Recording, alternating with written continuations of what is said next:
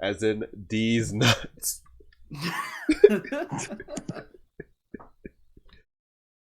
Oh, Jesus.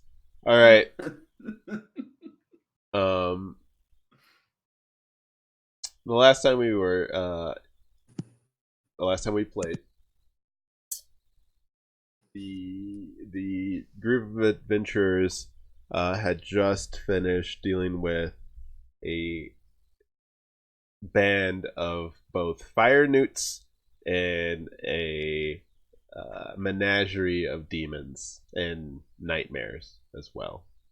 Um, After a close encounter with death, I believe it was Shiogarath that was pointing you guys in a direction kind of westward in the valley that you're in, going towards the giant mountain range. And if you guys need a reference point, I can certainly oblige. Yes, please.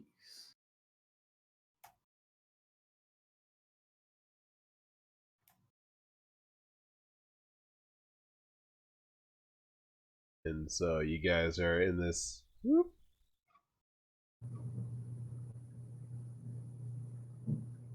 valley here, and you're headed in that direction. So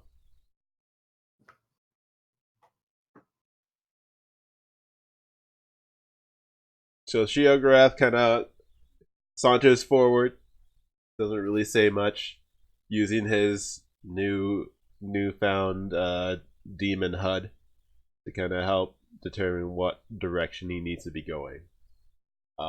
At some point, you guys kind of come out of the valley in elevation on a ramp, and something that you kind of took for granted was that the valley itself was actually a kind of a combination of both dirt and soot, kind of just everywhere.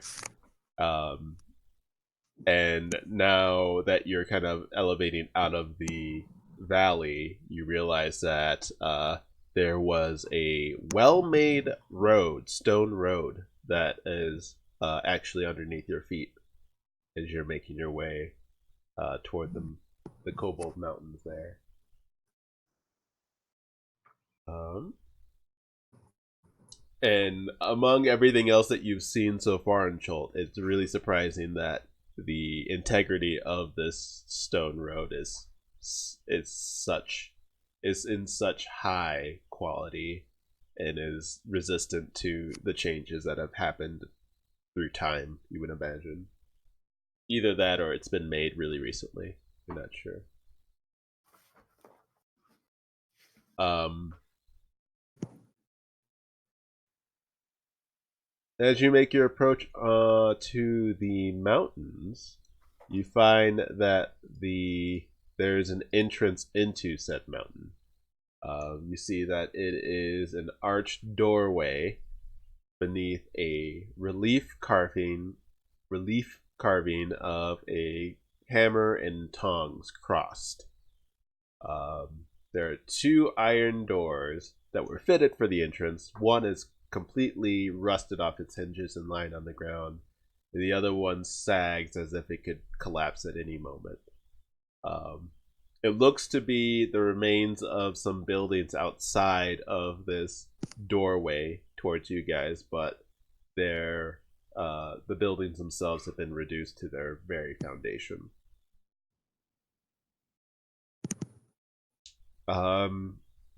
And Chiogurath says, "Well, got to go in there, I guess."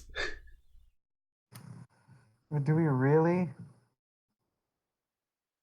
That's what Shahrazad is showing me. Uh,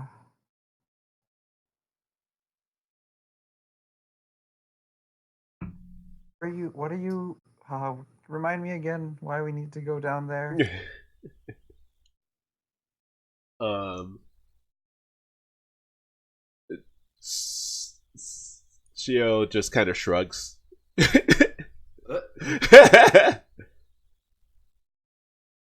Something about demons and powers and politics, the usual. Oh, and that if we go into Omu now, we would surely get destroyed. That was also something that we talked about. Correct. Demons out here. To make it easy.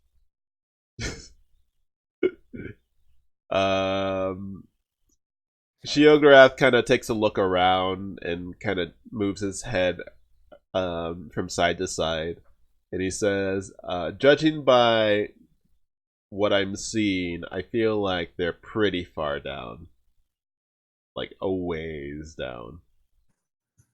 I think it'd take a long time to kite them all the way out here." I'm just gonna. I just got the 1,000-yard stare at the door. Okay, sounds good. Yeah. Crow I'm will walking cast a through the light door. on his shield Neato.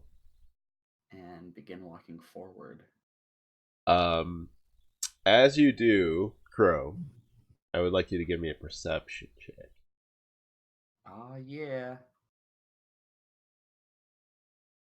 Also, I would like a perception check from Mr. Sapphire.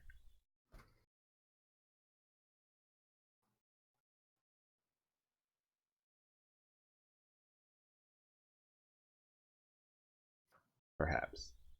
Oh, I'm sorry. I dropped it. I must have hit the chat box instead of the big box. My bad. Push to roll. Precision rolling. As Crow begins to enter, the two of you actually hear this kind of noise. Hey, you lot.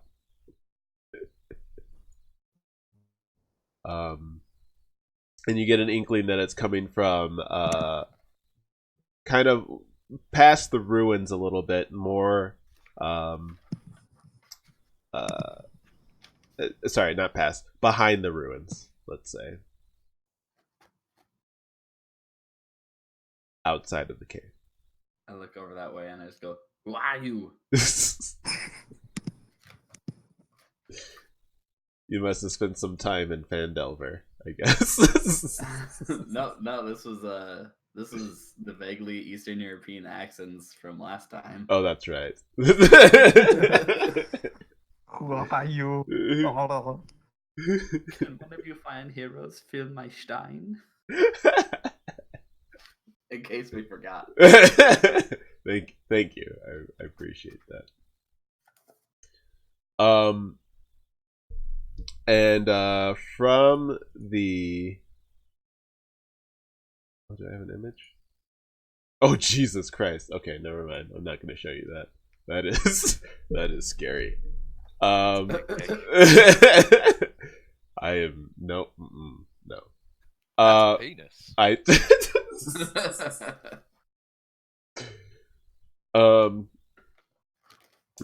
From the direction that you heard the voice, you see a very short figure arise, and you see that they have silvery hair and very pale skin with these red tattooed markings on them. And what really stands out most about this person is that her eyes are red and piercing, and she says, "Are you planning to go in the cave?"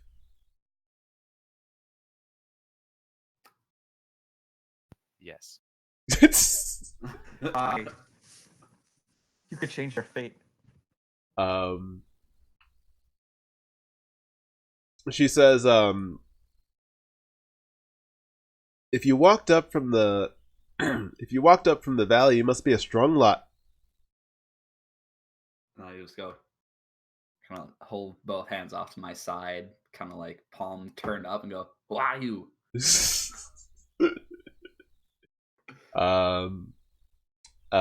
she says, "My name's Scythe. I am a great descendant of the dwarves that used to run the forge that's underneath here.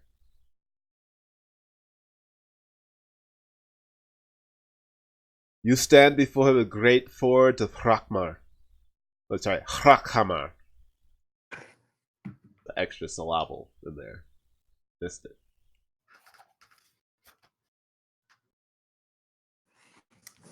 How massive are we talking? How massive did you say? Yeah. Um, she says, well, it's no capital dwarven city. But from the sounds of it, it was a very nice home for my grandpapa. Just gonna write that down.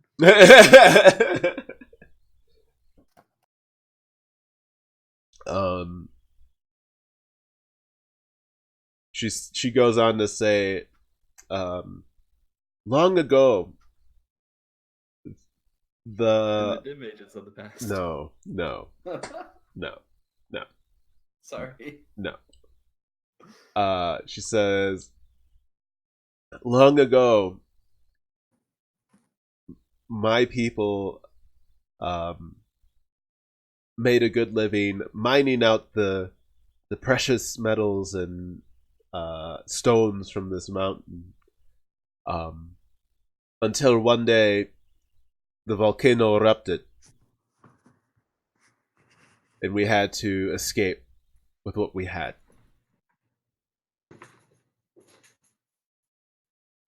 Since that time, we've tried again and again to reclaim our homeland, or reclaim our livelihood, perhaps.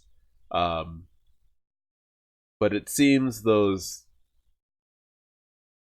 dreaded volcanic newts have began to squat in our area, and we have not been able to dislodge them from it.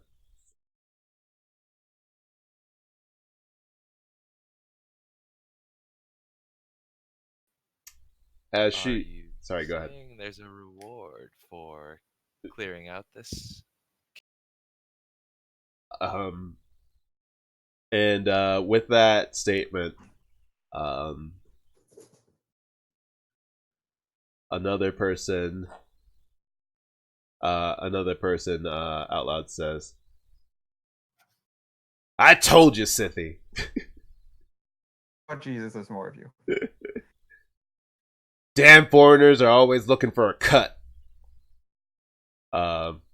Rude. And Scythe runs back to attend to whatever the voice is. But as she does, she kind of gestures you guys to come a little bit closer.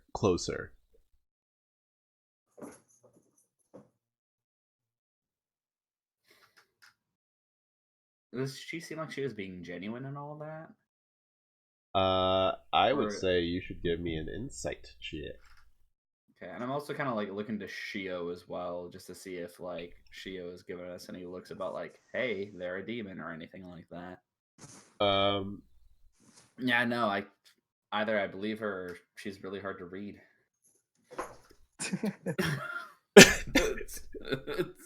Yes, one of those things.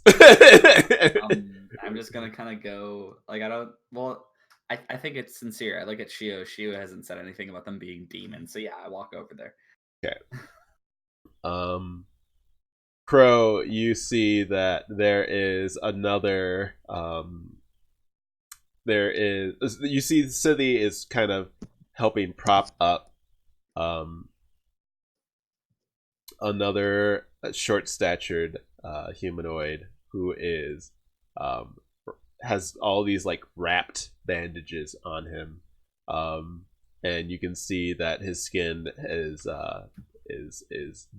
dark, as in sorry, pieces of his skin are dark, as if they were scorched, and he's got a pair of very crudely made crutches next to him, Okay. and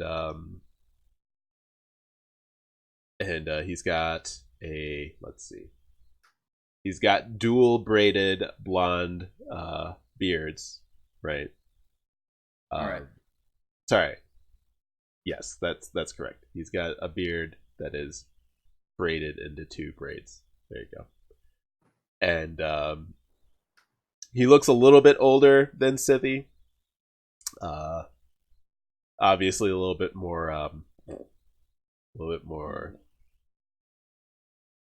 cynical Haggard right now. and haggard for sure.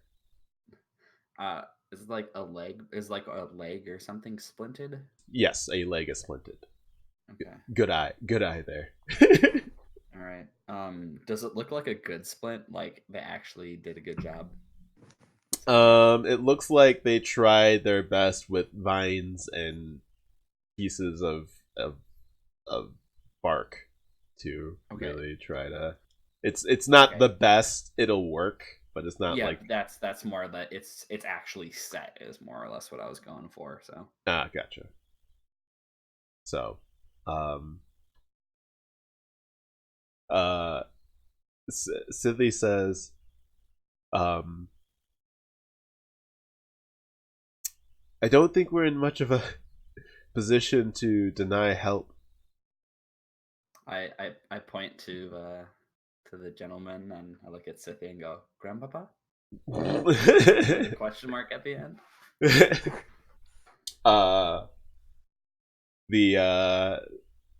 The the older gentleman starts to get a little bit indignant. Grandpapa, you wouldn't know a dwarven grandpapa if you tripped over him and fell on your beak. That wasn't a very good insult. I'll work on that. Sithy says, no, this is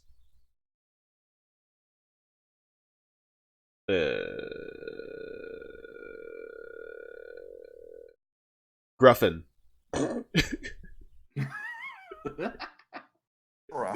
Gruffin. This is He's gonna this. take a bite out of crime. Shut up.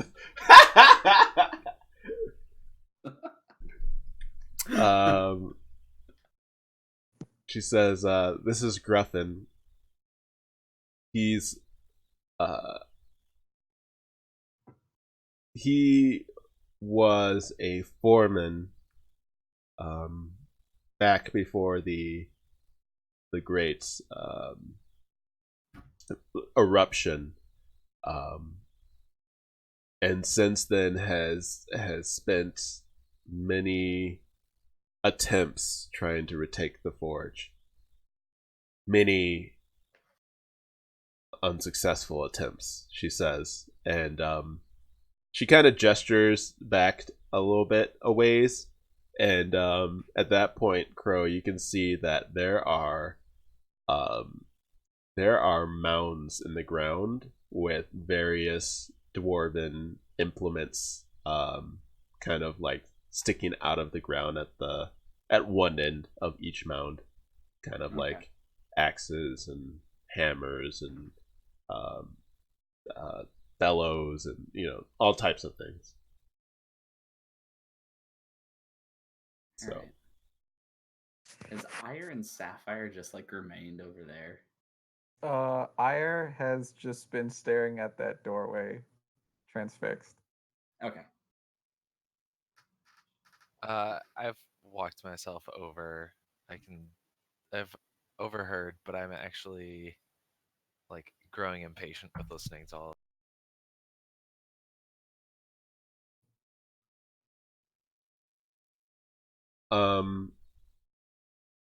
Sithy says,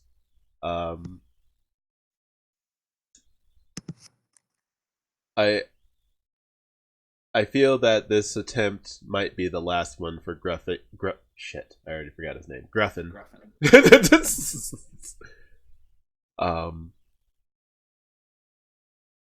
So honestly, I don't see why we can't let them take as much as they can as a reward.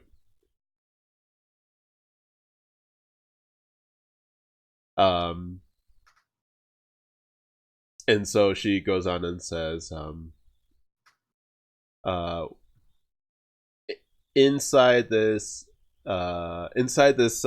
forge, I believe there to be thousands of these adamantine bars, um, and you could probably take at least 5 for each in your party.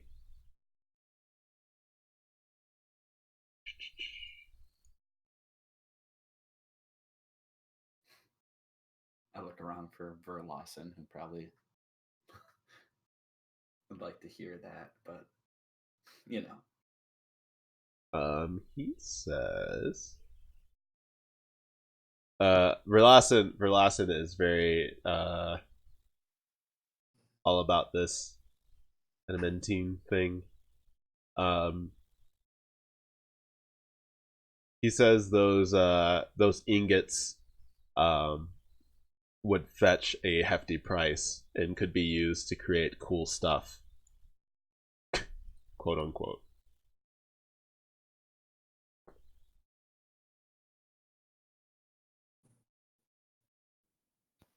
That's plenty enough reason for me. Yeah. Gruffin says, or how about you just take as much as you can carry?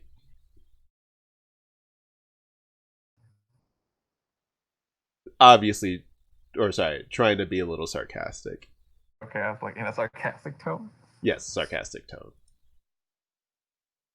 At this point, Scythi's kind of getting kind of upset with Gruffin, and so she actually goes along with it. And she says, "Yes, as much as you can carry.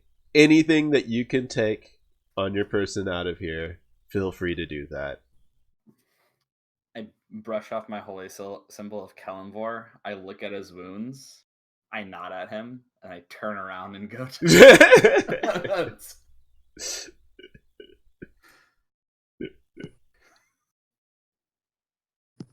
um, as you leave, she says, "I'll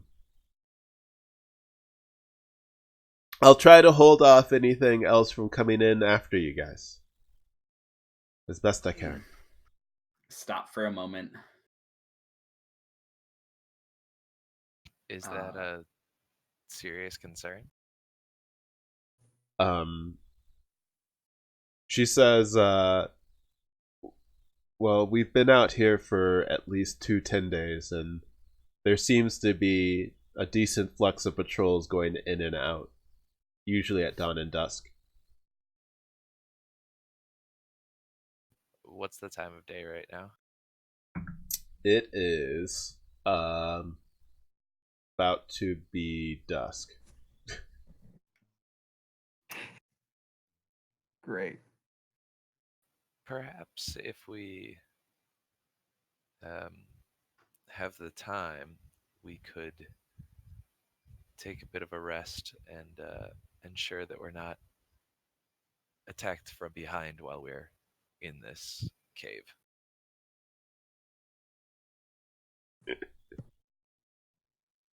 Sheogorath says nope, and then starts walking.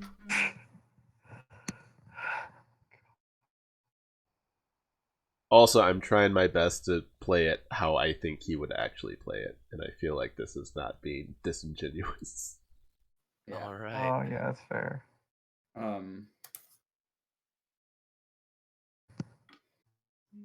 We'll get in and out before dusk. No problem. Didn't you say it's about to be dusk? Yes, I did say it's about to be dusk. Okay.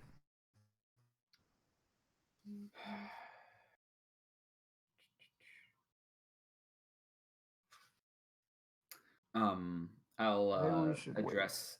I'll kind of walk back over and address Scythy while pointing to the rather curmudgeon-y dwarf Mm-hmm. and just say, helpful.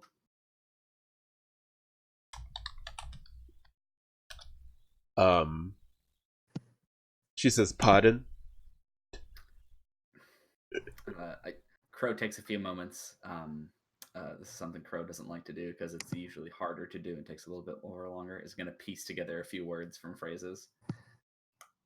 So, it's, you know, it's a bunch of different voices saying each one of these, Okay. which is why he doesn't like to do it. So I was like, "Is he helpful?" um, and you're pointing at the curmudgeon-y? Yes. The gruff looking gruffin. Yes. um, she says, "That's not what I would say, but I can't leave him behind." Ohana. Hmm. I'll just I'll repeat what she had said is like staying, the whole staying back and trying to keep stuff from not coming in, and I'll point back to him and say, "Helpful." Um, she says, And motion like throwing the crutches away.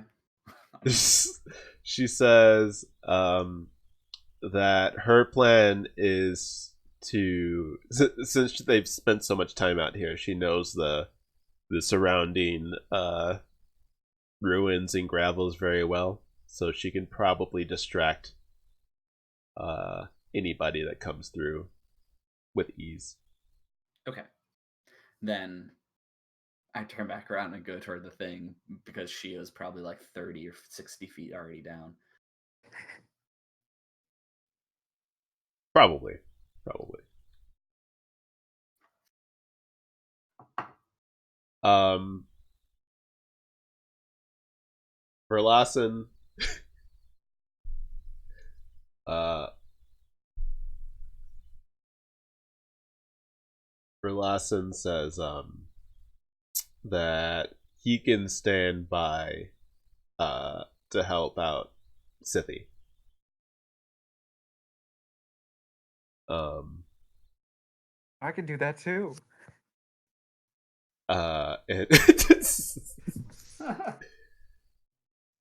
and and then Verlassen says, "No, you should go. I'm trying to get some action here."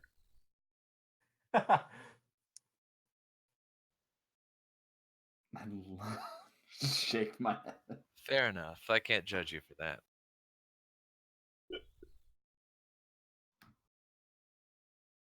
Oh, so we're really going in there.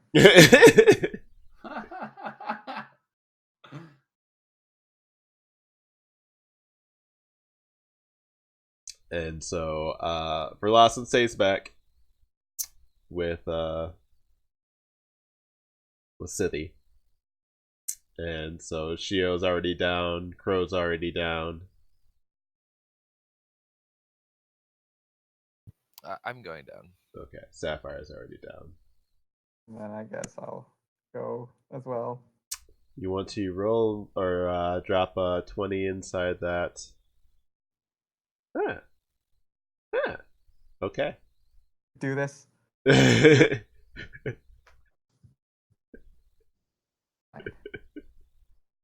It's like that SpongeBob area. I am a man.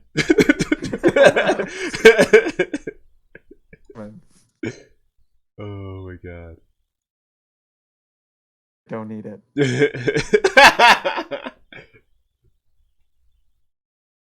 Pinky. Okay. All right. So Shiograth did not tell you exactly how far down you have to go. It is a decent number of stairs that you are taking. So sloping hallways and stairs, and just kind of like you just keep going down and down, and you go almost a mile downwards until you start to sorry, you go about a mile downwards, and all the way you start to kind of smell this kind of sulfuric kind of stench, and you start to feel that the tunnel is getting a little bit warmer and warmer, and find yourselves at the bottom of the steps, and I will show you that. Right. Yeah. Oh, jeez. Ooh. This is big. It's big. Phrasing. All right, there we go. All right. Let me. It came from behind. Let's see here. What? I'm gonna let you guys. Let's see. Get rid of him. Get rid of her.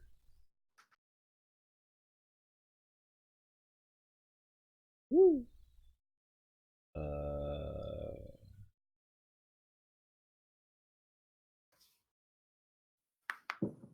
And fire. Okay.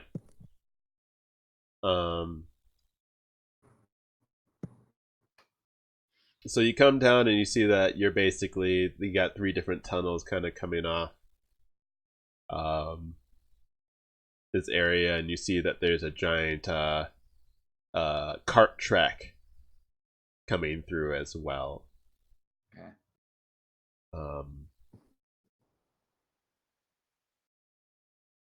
And Sheogorath takes a look around, and he says, "Are you seeing what I'm seeing?"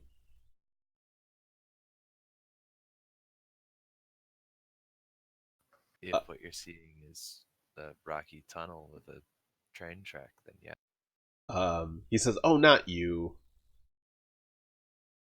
Shahrazad." Um, and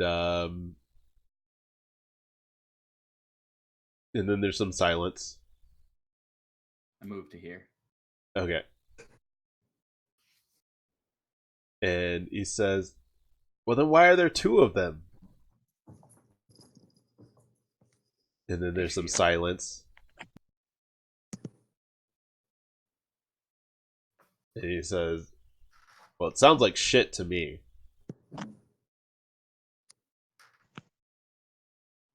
And then there's silence.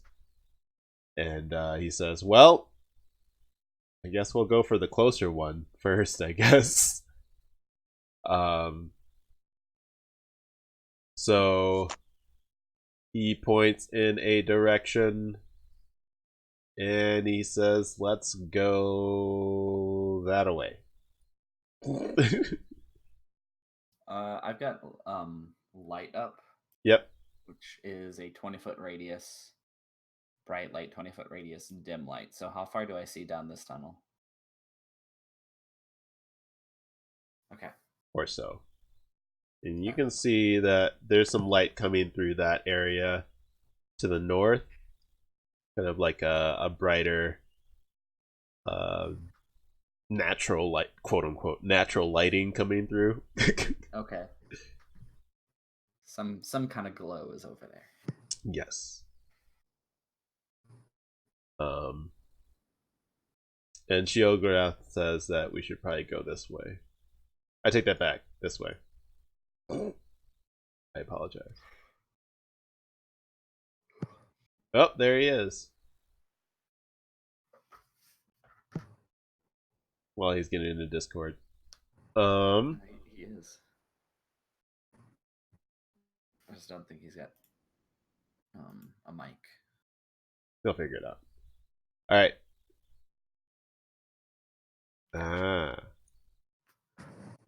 So Sheogorath goes through that kind of cave entrance, and Go here so I can look down these other tunnels quick just to see where they go to. sounds good. Okay, that just dead ends. That just keeps going. Okay. All right. Where are you being a freaky beast? Okay. And so I'm providing entertainment. Shio comes back through and then says, "Nope, this way."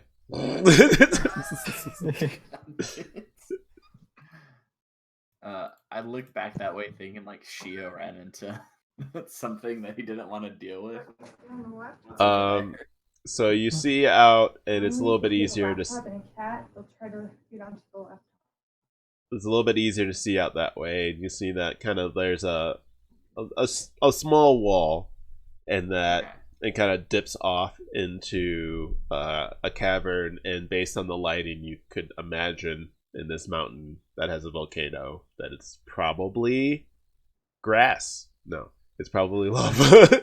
It's glowing grass. Glowing grass. All right, I'll just come back over here. Julio. I'll give you this.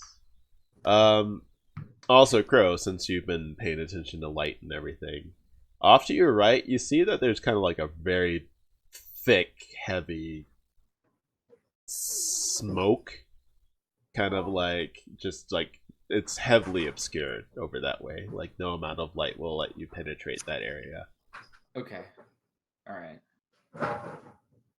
Wait, how wide is your light spell? 20-foot bright, 20-foot dim.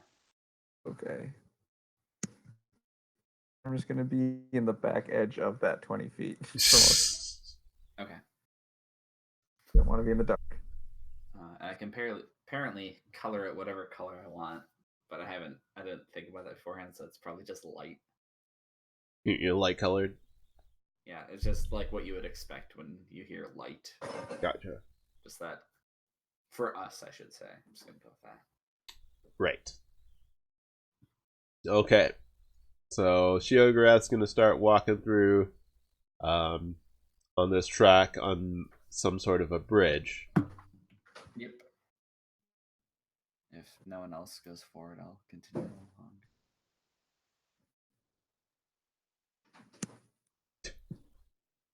And Crow, as you come out, you see that there is a large kind of like almost like lava river thing going on here. And you see that to your left looks like let's see, 5, 10, 15, 20, 25, 30, 30. You can see all this. It's lit up. Yeah, there's the lava. Oh yeah, light. Yeah, it's fine. Okay. So you see that there are cranes. You see in the cranes there are these like clay buckets kind of dangling. To the west, you see that there is like a conveyor belt system set up on the wall, or so it's set up to go from the bottom side to the top side. And you see that there is another bridge way down the way. Okay. How spacious is this area with the lava? How spacious? Like how, like the cavernous, like how tall it is, or something like that. Yeah. It's about 10 feet tall. About another 10 feet down into the lava area. Okay. So about 20 feet. Yeah, 20 feet Is there total. just a small little ledge right off to my bottom right? The east, I think that is supposed to be in relation to this map. That would be a small hop, like a 3-foot hop over that Or way. is it just like a little balcony essentially then? Yes, essentially. The area off to Okay. your right, yeah. Alright. Just wanted to see if there's anything else there, but Nope. okay, cool. And so Shiogarath continues on into a small cave up this way. Hello. Hey. I hear you. Hey, sorry. I don't know why the headphones aren't working with Discord specifically. Like, all my music goes through from like every other app into the headphones, but for Discord, it's going through the speakers. Interesting. Maybe you have to mess with settings or something. Is it good now, or are you not good now? It'll be good. We can go. I'll just figure it out. Okay.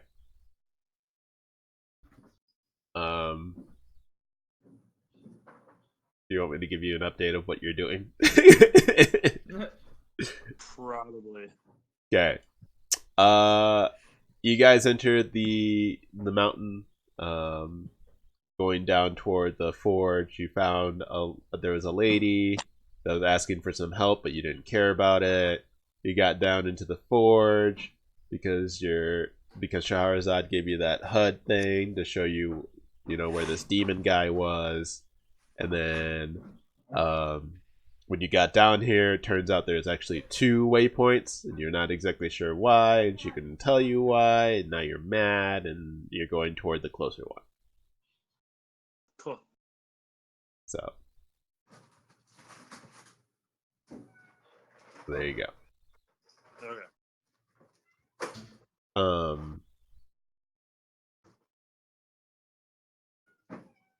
And so let's see, you're going down this hallway.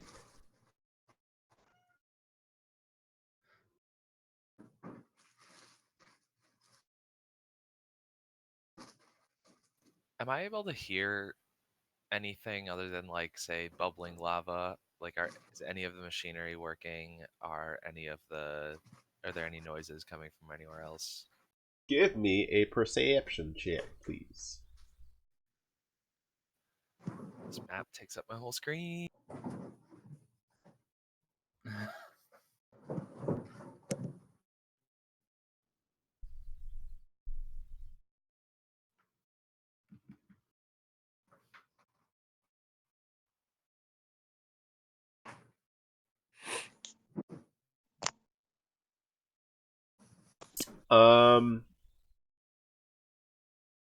From where you are currently, what you hear is mostly bubbling lava and just kind of like the occasional steam vent noise.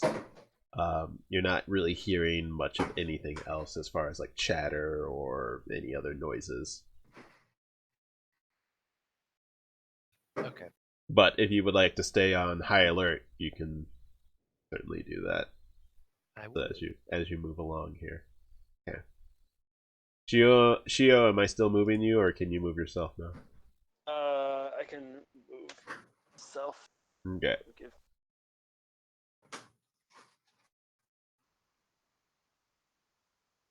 One second.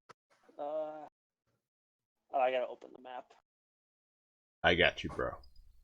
You got me.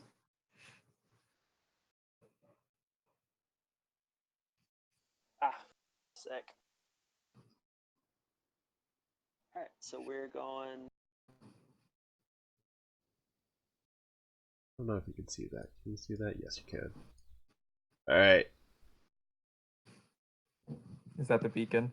Here's your waypoint, Shio.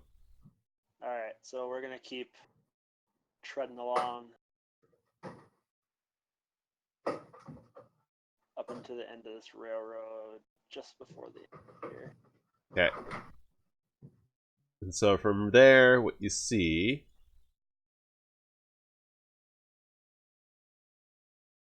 is that this track ends, but there seems to be another track there. And there also seems to be another room up that way. Okay. I suppose I should.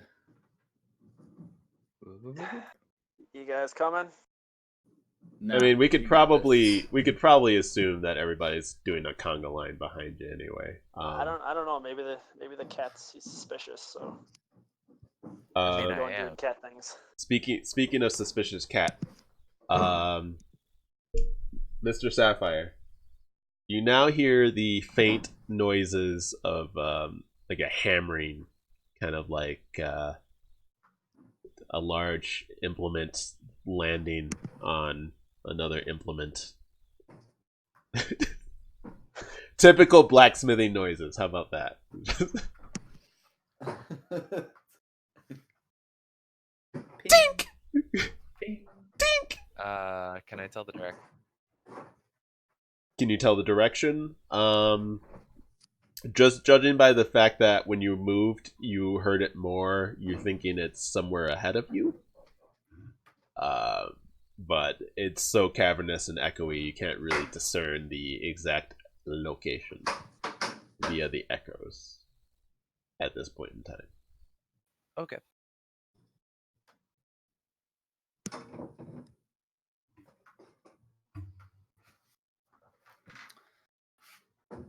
There's your Okay. waypoint again. So I'm gonna kind of like sneaky tiptoe to the corner here, like kind of like I'm trying to be sneaky and like show them sneaky, but not actually like putting forth full effort for it. Okay, so enough to look like you're sneaking, but not enough to roll a stealth roll. Okay. Got it's it. more like for show. Yeah. Kind of like I will start like seeing that you're kind of doing that. Like I would just go into it like like not thinking about it ahead of time. I would actually try to start walking quietly rather than bing bing bing. Not that I am stealthy with a big old light on me, but right. Well, actually, I was thinking about like when I was doing that, you'd hear like the bing, bing, bing, like a Tom and Jerry type thing. So, Of course. violins are coming out of nowhere. Where it gets louder. Like Mr. Krabs. It's like, why is there an orchestra on this ship? Stop playing the loud music. There are a lot of SpongeBob references. And I'm gonna just kind of take a look down. I feel like to my left is an overhang of someplace we've been before, but like I want to take a look to the right since we haven't really moved that direction. Yeah, give me a moment. I will sorry, expose exactly what you see here in a moment. I just I forget, is it dark in here or is it not? not really, no. It is. Okay. Looks quite. I don't know if my dark vision was going to help me out a little bit here or not. I mean, it always helps you. You can't turn off dark vision, man. They're not dark vision goggles. Close my Are eyes. there I can see. I can fight.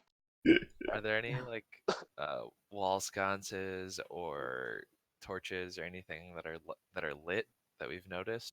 No. This is not the case. Let me see here. Oh, the natural light of the lava helps a decent amount, but in these tunnels themselves, there doesn't seem to be any sconces or anything like that. Okay, here we go. Nope. Here we go. Here we go.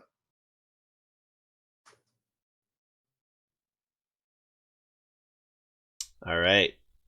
So from your angle, sir. Oh wait, I guess a little bit more than that. Since you're right there on the corner now, you ruin everything.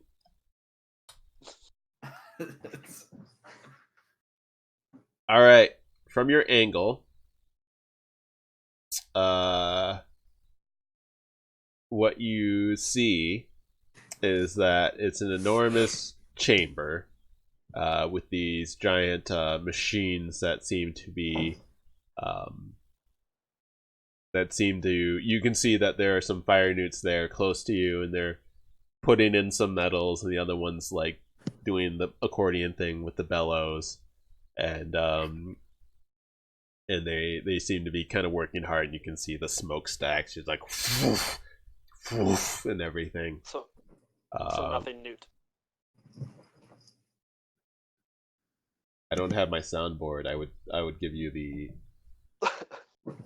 Law and Order, or sorry, the shoot. Which one's the one that does the yeah? Is that Law and Order? No, CSI Miami. The Or CSI Miami. That's right. Miami. One of the. I would have hit that. I'll fix it in post. Yeah! Yeah, just do it yourself. And yeah, you got these guys hanging out, doing their thing. Here's your waypoint still.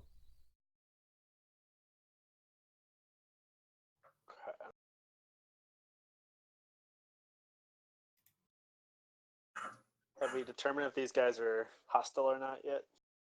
Like, as in, have they noticed you, or if they're bad guys, or if they just they're bad guys. if they generally are just mean spirited, or I mean, we killed fire newts last session, like a whole bunch of them. Well, maybe these are different fire newts. I just want to know if I piss them off, is it going to I be a mean, bad thing? that's usually how it works. I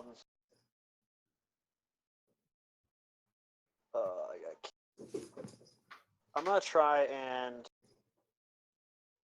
roll across the tracks to the other hallway. I was thinking in my head, I was like, I have to admit, I was just like, combat roll. I mean, we're getting there. Like, it's gonna happen. Okay, so you're gonna roll across. You're rolling across here. Solid So snake. Boom, boom, boom, boom. Okay, And then try and get a better diagonal look the other direction. gotcha. Look at you being Tactical. a tactical. Yeah. Oh shit. Okay. I mean, don't worry. It's Can I gonna get see? ruined. Can I see Shio do that? Yes, you can see him do that. That's fine. When I see him do that, then I'm gonna cast Pass Without a Trace on Pro, Sapphire, and me. Oh, because I was just. What the? Hold on. All right. Oh, no. Tell us more about Pass Without a Trace.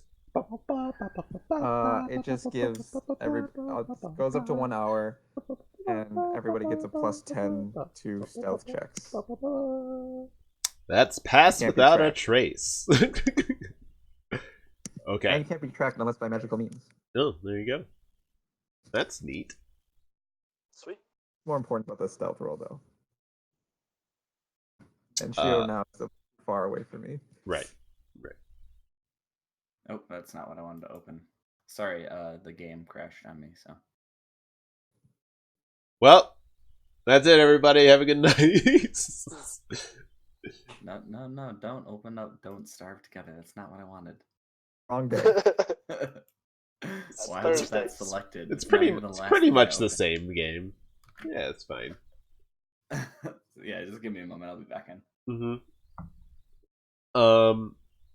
So as Ire mentioned, Crow, Sapphire, you guys have increase on your stealth check if you would like to be sneaky.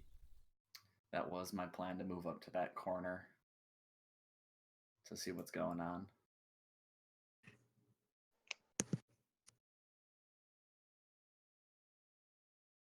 How into their work are these fire newts? They look like they're very into their work. Enough that a very clumsy combat roll was not enough to distract them.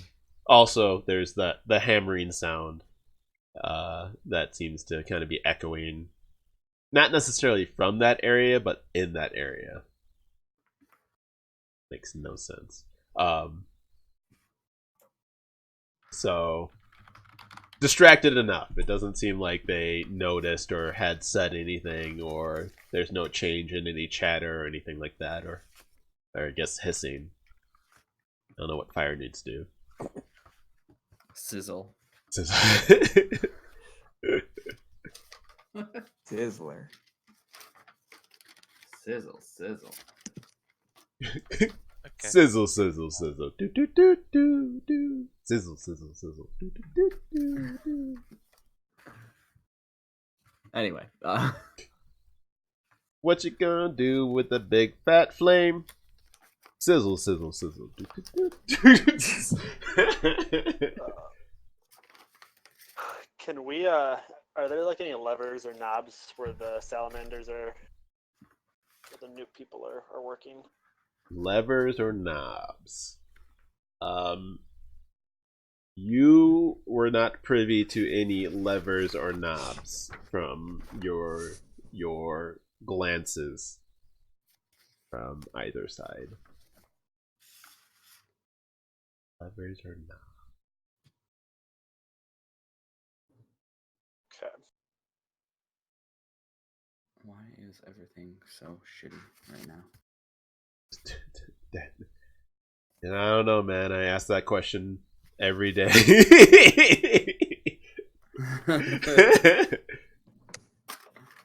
People ask me why I became a nihilist, and I just tell them, man, every day, just as shitty as the last. Oh, also, those giant H's are hazards, by the way. You don't want to stand in that. It's more lava. Let's say it's hot. Let's say whatever it is, it's hot. Okay. Okay. How do I see Do you need the map? which one? Yeah, I don't know how to open that one back up. Oh, okay, thank you. Maybe I should make you guys roll initiative. That way it'll be a little bit easier to figure out who should go next. Go ahead and roll initiative, please. That's how I solve all my problems. When a whole bunch of people don't know where to go eat, you roll initiative, and then the person that has the highest has to choose. Just roll a die and go left. All right, Crow. Yeah. What would you like to do? I mean, I think I was just watching for what Shio's doing. This is Shio's thing, so It's my I am just. Yep. Okay, Ire. I'll just come up behind Crow. Okay. Cool. And Sapphire.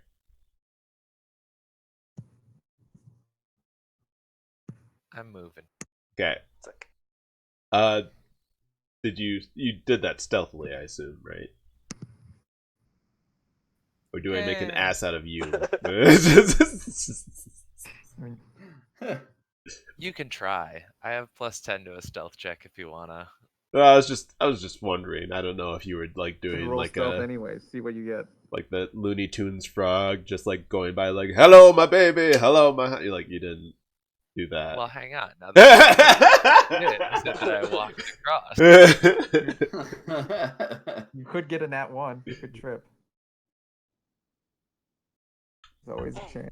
5% chance. It's fine. We're good. Okay, Shio. All right. Are there any carts? I don't think I've seen any carts. I don't see anything besides the new people and the like hammering stuff that they're doing, right? Yes. Okay. Let's say that you saw a cart.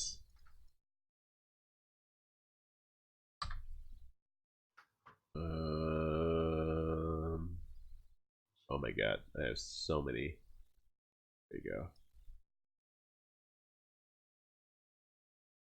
I don't think I actually have a cart image, do I?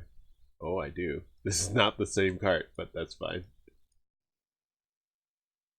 Is that popping up yet? No. No.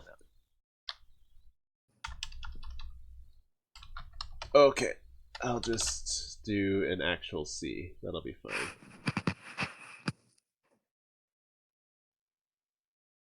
Like that. See that? Got it. Okay. Sweet. There's just regular combat's kind of boring. As much as I want to do some stuff, there's just nothing really fun to take advantage of here. So I'm going to continue down this railway just to see if there's anything else to do before I make my decision. Okay, sounds good. All right. So you can see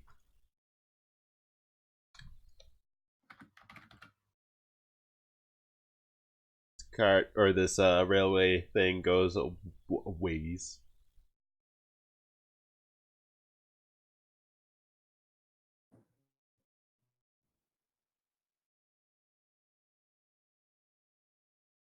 And you see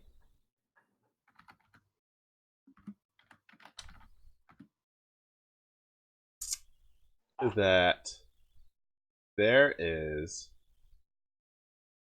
a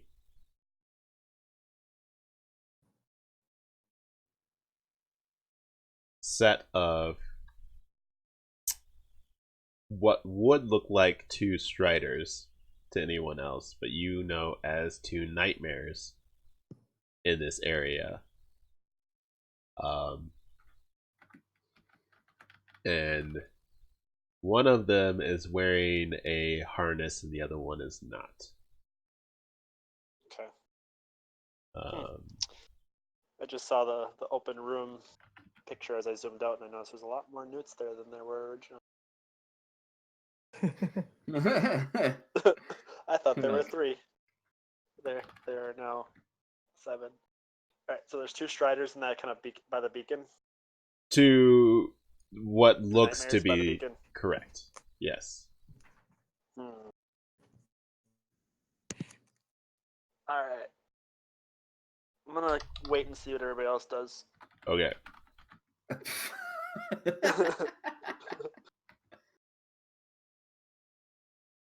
If they follow me or if they go into the other room. Okay.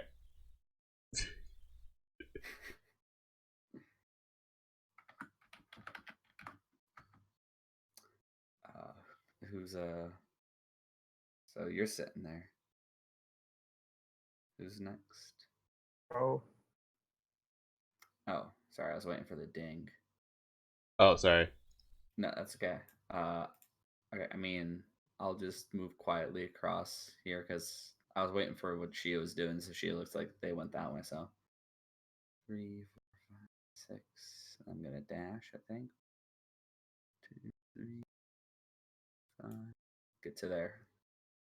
That's my turn. What? Oh, I This see nice why. little light source just coming on over. As you come over, Crow, Yeah. the two striders that you see begin to stamp on the ground and growl and start to like pull. They're tied up in this area, so Okay. they start to pull on their doohickeys.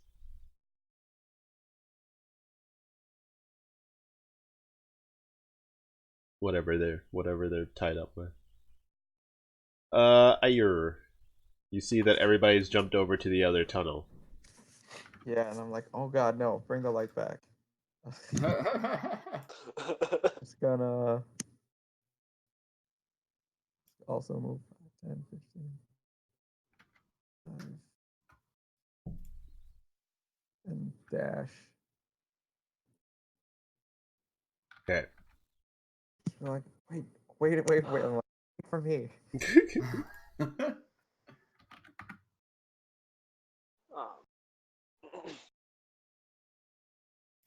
Am I still too far back to see down there? Yes. Okay. You can hear some stamping noises. I'm gonna roll a thing. You guys don't have to worry about it. Don't worry about it. It's fine. Fine. Ah, okay. I'm gonna roll another thing. Once again, Yeah. don't worry about it. It's fine. Everything. Everything's fine. Everything's It's fine. It's fine. fine. It's fine. Everything's fine. Make a deck save. Uh, Sapphire, you are up.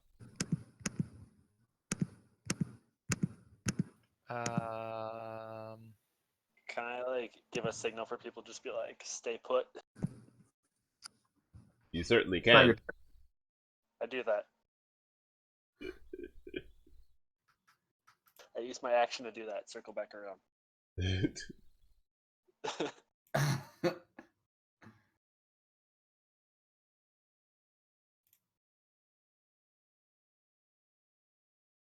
Anyway, Sapphire, go ahead.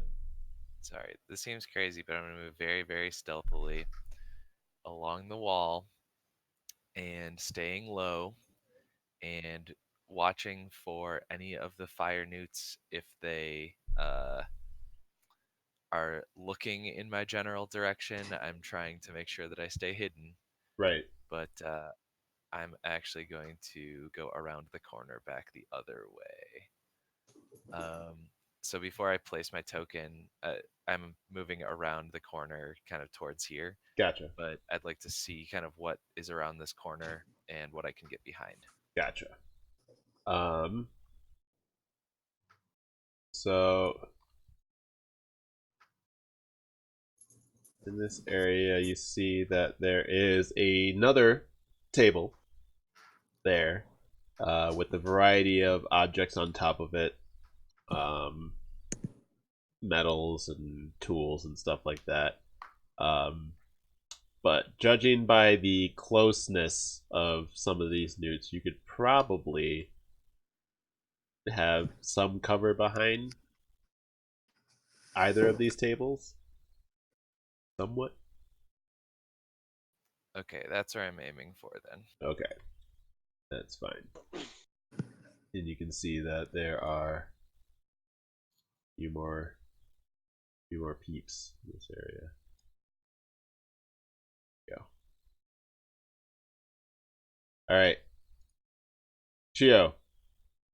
Okay.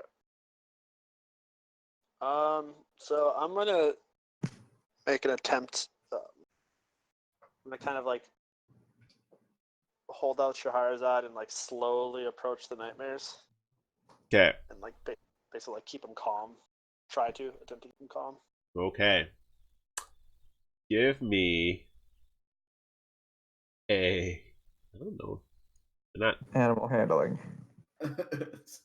No, it's demon shit. They are fiends. This is true. Give me a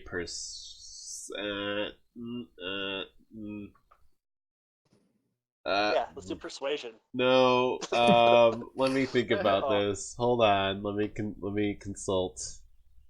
Let me consult what you have here. Arcana. I feel like I should be able to use my +7. I feel like.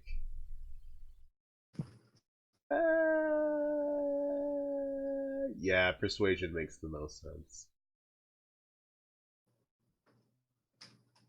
Trying to Talk calm religion to them them. down.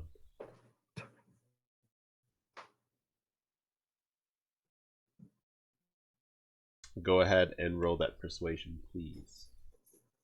I mean, I could also intimidate them, I guess. Either is fine. All right, let's. I guess You're gonna say. let's do it. Intimidation seems like more in line with what you do, like interacting with another demon. So, What are you gonna do? I'm basically just gonna keep them calm so I can approach them and be like, you know, what, sit down. I'm By the guy in yelling at them? charge here. Sit down! Intimidation. All right. Let's see if they can resist that intimidation, though.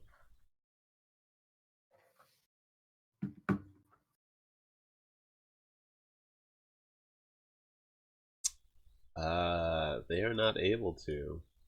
So they begin to stop stamping their feet and kind of eye you warily as you approach. Okay. And they don't seem to be as agitated. Okay. So I get to approach them all the way then. Yep, you can get up as close as you want. Cool. So then while I'm up there, I'm gonna kind of like go up to them and just talk to them in Infernal. Um,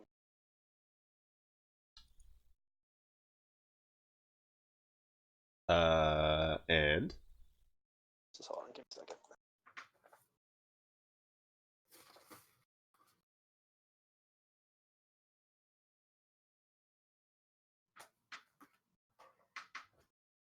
Didn't think he was gonna make it this far.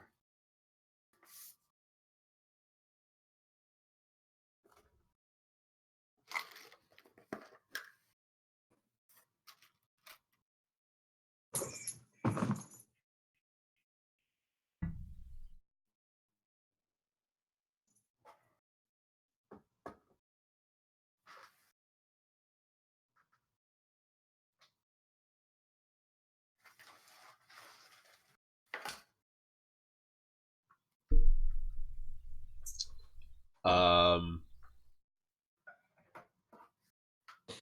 and they kind of pat at the ground and look at you, Oops. and not pat in agitation, but just kind of pat, and they don't really seem to kind of understand anything.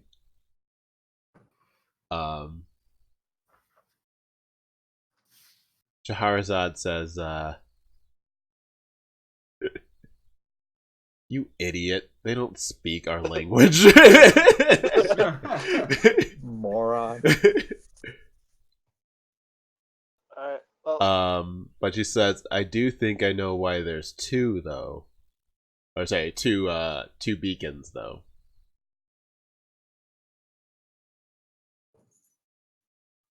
care to share? Or are you just gonna be? um. So she um she comes out of the amulet and lands. Well, I wouldn't say lands on the ground. Kind of hovers above the ground, like she does. Um, and she goes over to the harnessed nightmare, and she says, "It's because our target used a decoy." And so she unharnesses the nightmare, and then holds up the black leather harness, and she says, "Well, I guess that's what I get for leaving my things at his place." Figures. All right. Well, I'm just gonna hop on the other nightmare. Give me that animal handling check, please. It's not an animal. If you're gonna mount something, you had to do an animal handling check. No, that's Tucker, Um, does that mean Verlassen might have to make a animal handling check while we're doing this? Oh, and not. Shahrazad, seeing you jump onto the nightmare, is stifling a laugh and hops back in her amulet with her things. And I need you to give me a dexterity saving throw, please. Done.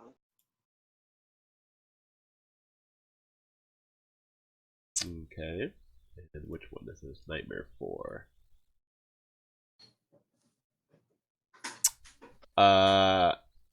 You are just barely able to hang on as this nightmare bucks and jumps and kicks and tears away from its bindings and runs full force this way.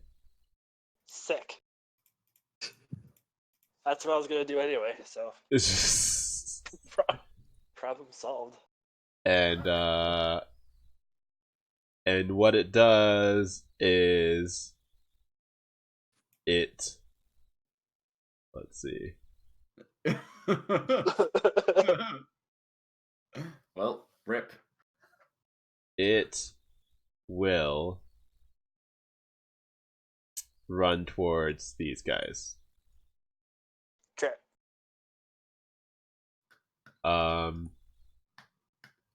Let's see here.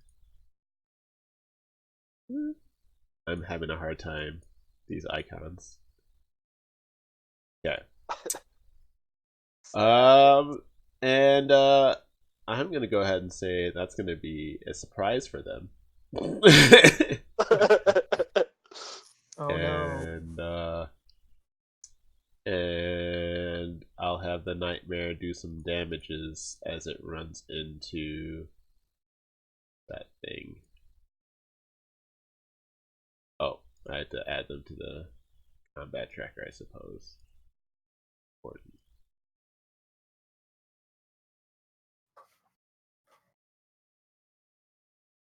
Well, this is progressing along swimmingly. Yeah. Everything All turned according out to better than plan. expected. Alright, now I'll do the damages.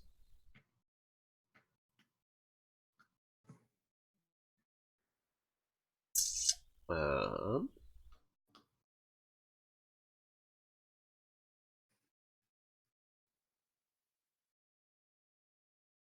and it kicks that guy and basically knocks it over onto this table.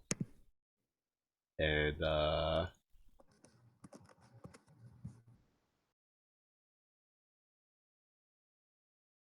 we'll go on to Crow. All right. You So, saw Seth or Sheogorath jump on a Strider and run it into battle. Yeah. All right. These things are evil. Like a deck save from 7. Hold on. Let me give you my. I can make it do it. I can make it do it. Ah. The Nightmare rolled a 16. That will succeed. Okay. So, yeah, that's fun. But I was also going to continue my way up this way. So, What did you do, Crow? I sacred flamed it, Okay. but it rebuffed my attack. It dodged it. Yeah, Dodged it. dodged. The tied up thing to dodge your attack. I mean, of all the things to go through, Sacred Flame is like the one thing everybody always saves against. That's true. Yeah, that's true. Ire. I'm gonna just follow after Crow, stay in the back of the light. Would I be able to see you cast like Sacred Flame? Yeah. Think of it as like overlapping 6 seconds, right? So it's not that. I know, but like, Okay. well, like I don't know if like the Sacred Flame just appear by the nightmare or like. Well, it doesn't come from me. Yeah, that's why I asked. Well, I see you like cast something like a spell. Yeah, like, no, there are like components to casting it, so you would have seen me cast. Yeah, so I'm just gonna assume you were casting something on there, and I see. Are they still looking like nightmares or the Striders? They look like Striders to you. Okay. Well, I'm just going to, I guess, see Crow. But granted, you something. did see the Striders turn into nightmares out in the open, so if you're Yeah, willing to and make that. That's true. And this is where Shio was going, so I'm just assuming these are what we're looking for. Yeah. So I guess I will. I'll just assume we're attacking these things. Yep. I will attack Nightmare 7. Do it. You just barely hit. Oh, so Nice. it just barely. Wow.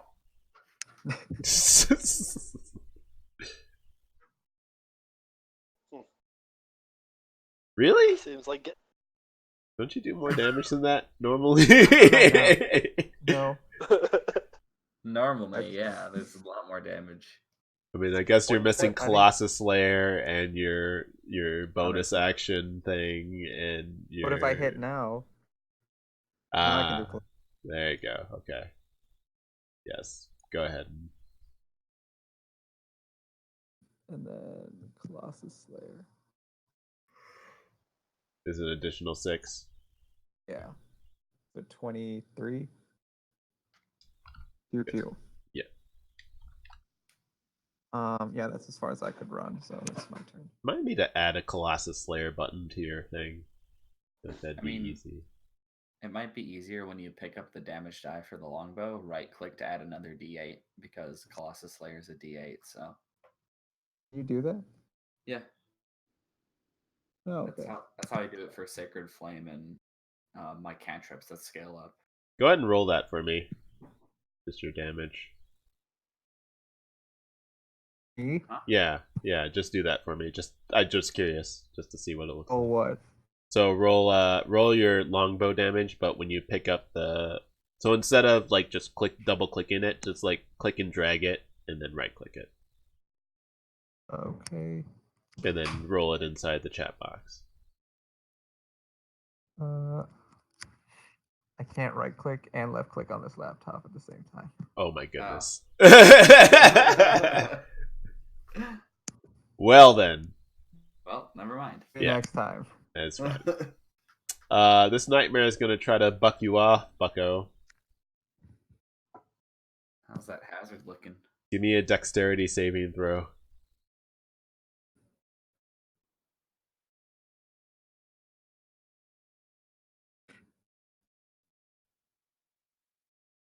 Chio? Did you die? Sorry, I died. Oh, Shio foot in the lava. The natural. Do I get to do an animal taming try first? So it's not your turn. So Oh, it's the horse's turn. it's the Nice. horse's turn. He's trying to buck you off. Nope, I'm off. Oof. Yep. And he tosses you. Let me do a D8 to figure out what direction you go. This will be fun. Ooh. Up is 1. So let's see. 4. 1, 2, 3, 4. Oh, very close. 3 is what you didn't want. 4 is not that good either. No. I mean, it's a little bit better. Is it? You are. Nope, that's the nightmare. You are tossed this way. That's far. Sick. And you are prone as well. Okay. And where are you? Wow, you. Value. And your dignity took a hit. Sick. Am I like in like a little gutter? Like right here? Is it like sunken in or is it still Yes, level? it's a little bit closer to wherever all this molten. Oh, while you're flying in the air, you got a good look. So that's not just lava; that's molten metal in that trough. So that's Oh, nice. that's probably like really bad to get on you. Really bad. I mean, I'm sure it's all bad. It's just, but like It's like super Generally- bad. Fine. Like generally hot liquids or hot rock and hot metal. Yeah. like more bad than you like. It's not like accidentally touching the pot and forgetting that it was hot. Kind of. Yeah. Yeah. No. It's like a chemical burn. All right. This nightmare is mad. He breaks free of his bonds, Wants to break free. and he rolled a natural 1. What? Fumbled Yeah. table. Hey, Kellenvor doesn't want me to die, yo. It's not your time. but that nightmare. Oh wait, let's see. Oh no, he didn't have an actual fumble. Whoops, my bad. Oh, okay. Sorry, I didn't go through the necessary things. Sapphire, you saw You saw Shiogarath jump in, or like ride in and get tossed off. Do these newts have any weapons on them? Um, they have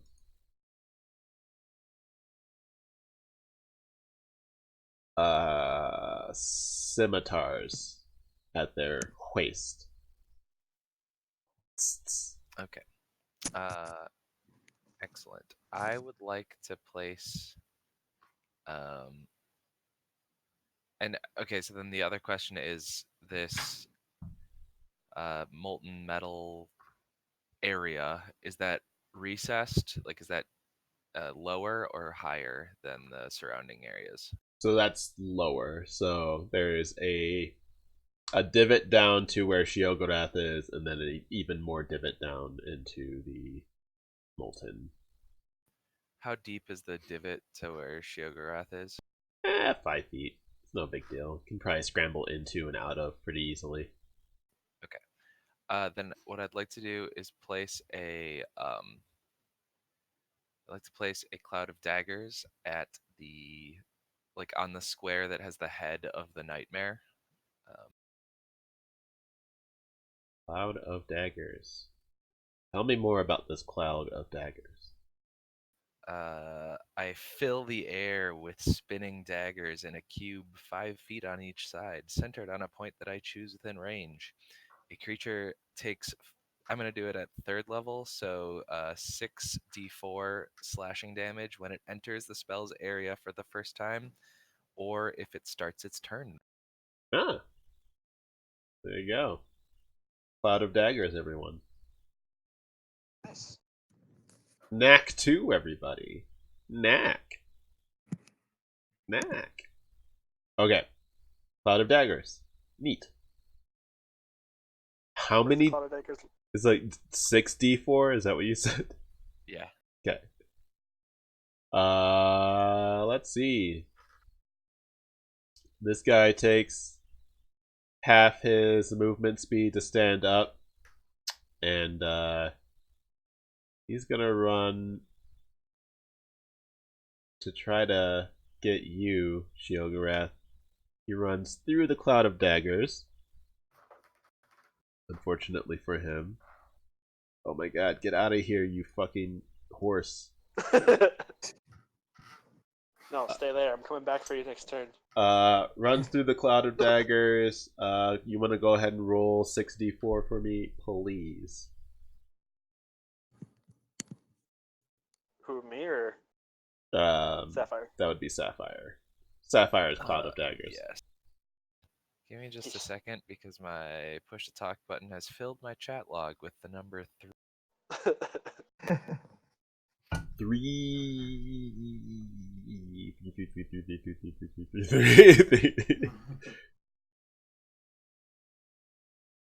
Is 3 your push to talk button? No. Yes. No. It is? Yeah. On my mouse. Okay. Never mind. Why?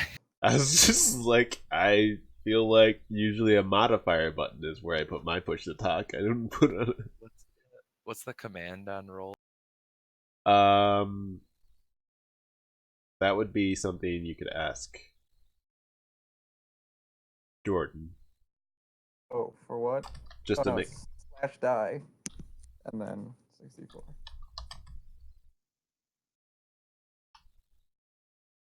All right, 14 damage. That fire dude, as soon as it enters the space, gets eviscerated. So that's kind of neat. Sick. Hell yeah. This fire newt is, I guess, running this way.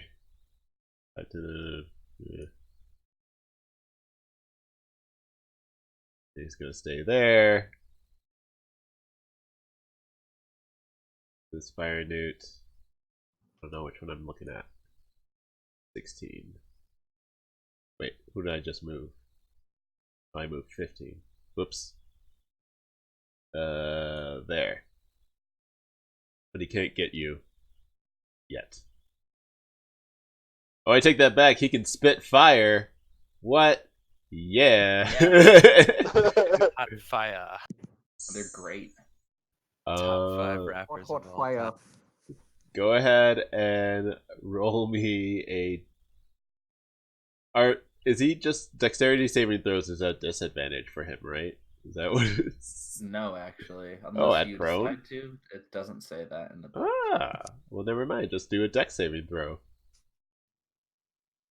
Be careful where you roll, though. Alright, hold Oof. Hmm. Oof. Snoot's name is Dylan. You take 6 fire damage. Does he automatically hit me, or does he have to roll to hit? You're saving. It's a saving throw. So What's you. the saving throw? Yeah. So I take half, right? Because I have hellish resistance. Yeah. What? Yeah. I have he has hellish resistance. So fire. I'm From fire. Okay. resistant to fire. Sure. I can fix that. All right. Cool. I should check to see. I feel like there should be a way where that automatically does that. I feel like this is a good area for me to be in combat.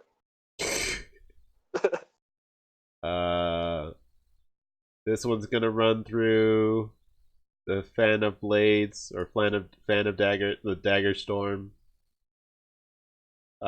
shiv storm, whatever. Go ahead and roll your thing. 16 damage.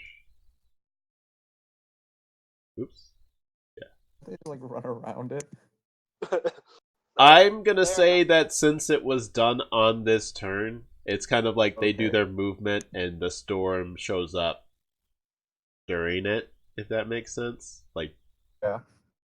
so it's like whatever newts that ran through there kind of ran in quick succession, and it was just like boom, boom, boom, boom.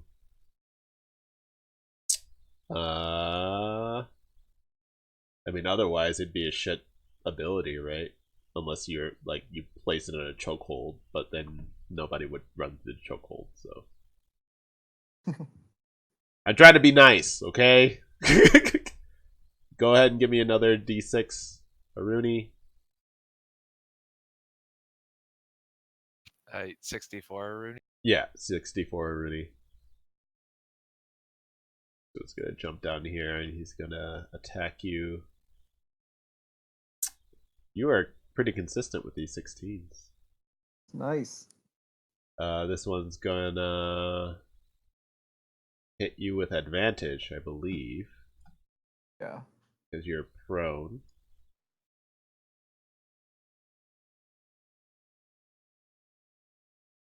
Oof. A critical fail and a critical hit. That sucks. Bummer. Slashing damage. Not that He bad, rolled though. He rolled a 1 and a 20, right? Yep. And then 6. this one's gonna run through. Go ahead and roll that dagger damage. Oh, it should be more than that. You're right. Thank you. Another 6 you take. Huh.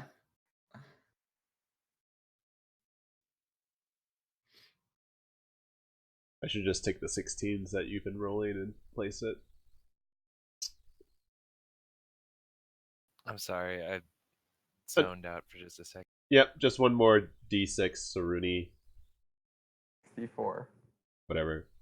And then Shiogarath, go ahead and roll me a dexterity saving throw, please. Oh. Nice.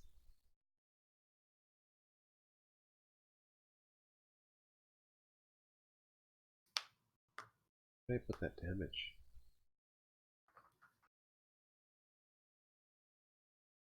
There it is. Oh, you saved, so you only take half the fire damage that he does. Double half. Take 2. All right, Shio, you're up. Alright, Then well, it is I'm your gonna stand turn. up. Standing up. Okay. So that's all my movement, right? Half your movement. That's half my movement. Alright.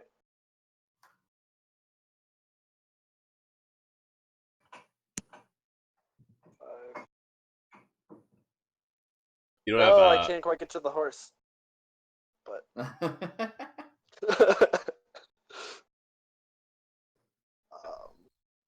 I am going to cast thunderclap.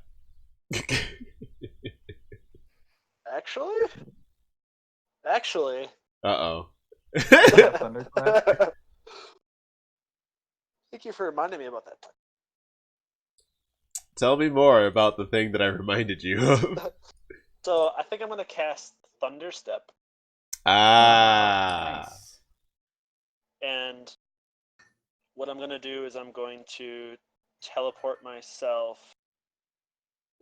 300 feet away. I can see it.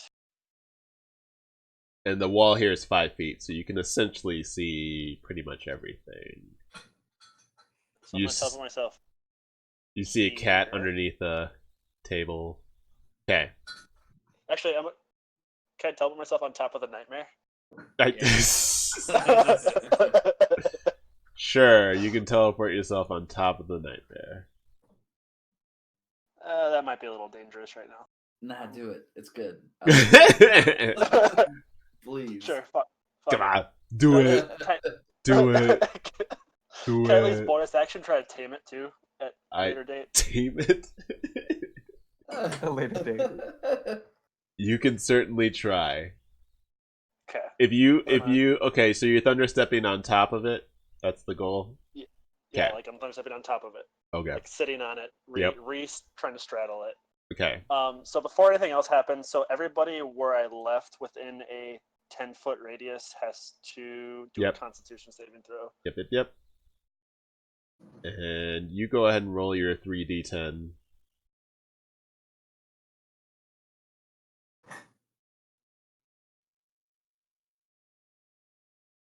And what's the con? Or what's the saving throw? Is it 15? It doesn't say.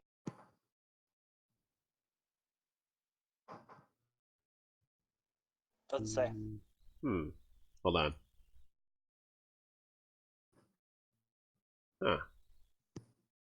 Should be What is your saving throw? plus your proficiency. 8 plus proficiency plus spellcasting ability mod. 8 plus proficiency is 3. Casting modifier is 4, so that's 7. That's 15. Okay, 15 is your DC. Alright. So, 3 of them failed and 1 saved. So, they do. And they take thunder damage if it matters. I don't believe it does.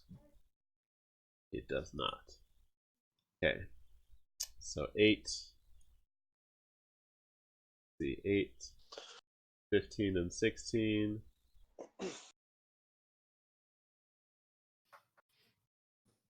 And then Warrior 3 takes half of that rounded down. So that's 10 damage. Alright. Sick. Alright. Bonus. Bonus. Alright. Yep. Tell So me it's more. time to reorganize myself on top of the nightmare and try and ride it again. Give me that animal handling, bro. I'm gonna use my point of inspiration that I've been holding on to for the last 3 months. Okay.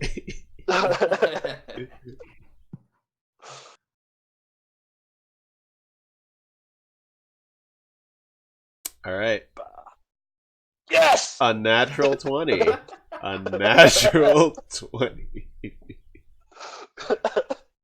You find purchase as you grab onto the flaming mane of this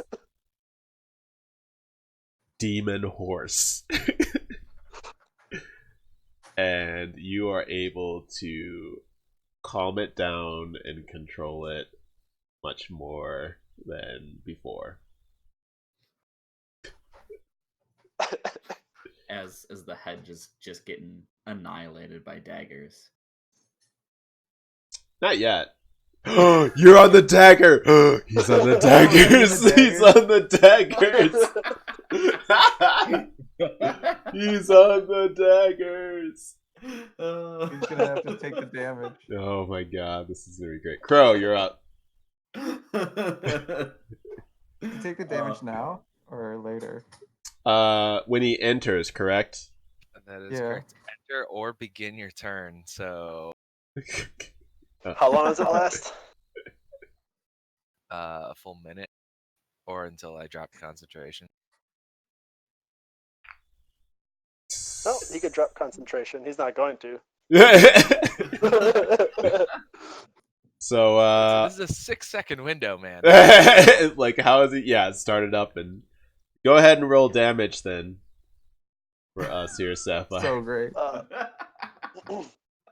Do I actually?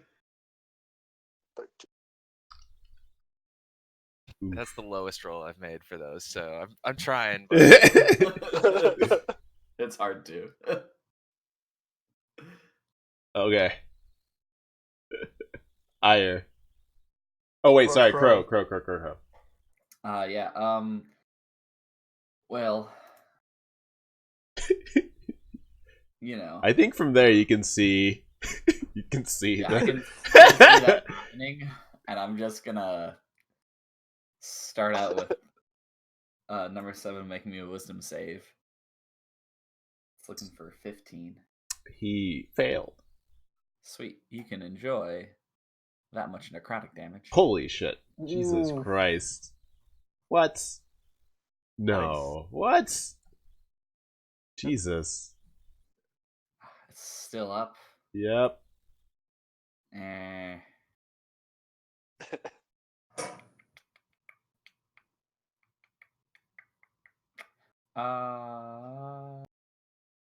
Yeah, I'll go ahead and drop a second level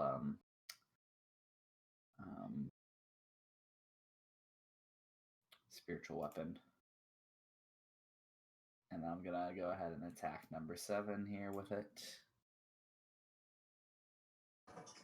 For a 17 to hit. Does that hit? Yes. 17 Alright. hits. Sweet. And I'm gonna do that much damage. Okay. Did we talk about what your weapon was? Was it a hammer? Yeah, it's a hammer. gavel. Like a gavel. Always a hammer. Go bringing down the law. The judge. It's You can see It's that, Crow right? Brown. You can see that G. yeah. Okay, sweet.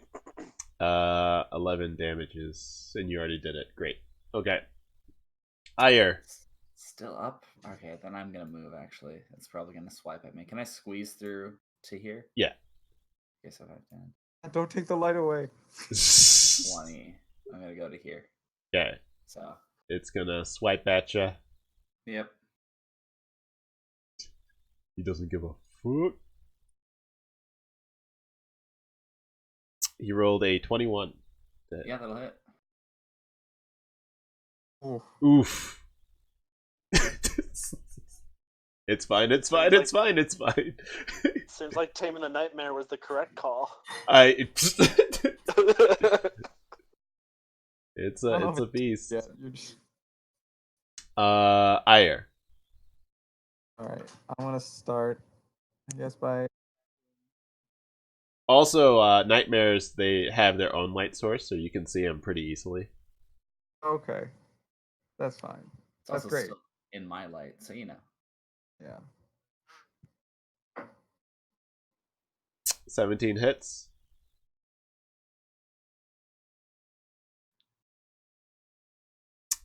Ten damage. Oh, oh no, you just put 2d8. Okay. Yeah. It is still up. Well, I guess I will shoot it. Oh. Ooh. Oof. Go Okay, ahead and roll roll me now. in just a plain d20 here. Oof! On the going on that fumble table. Yeah, fumble I'm actually- table. Happy about this.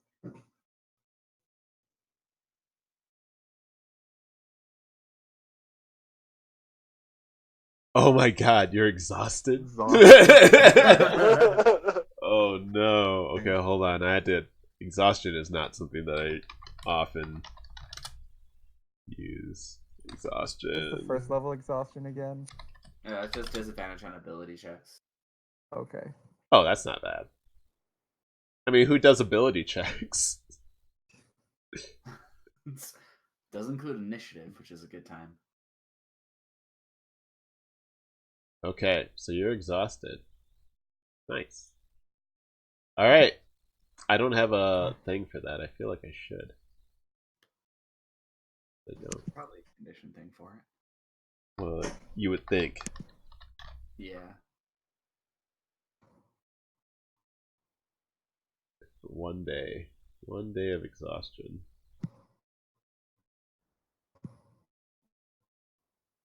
Okay, Awesome. you're welcome.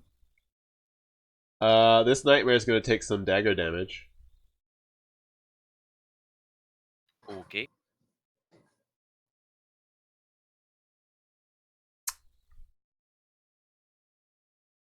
Dagger damage.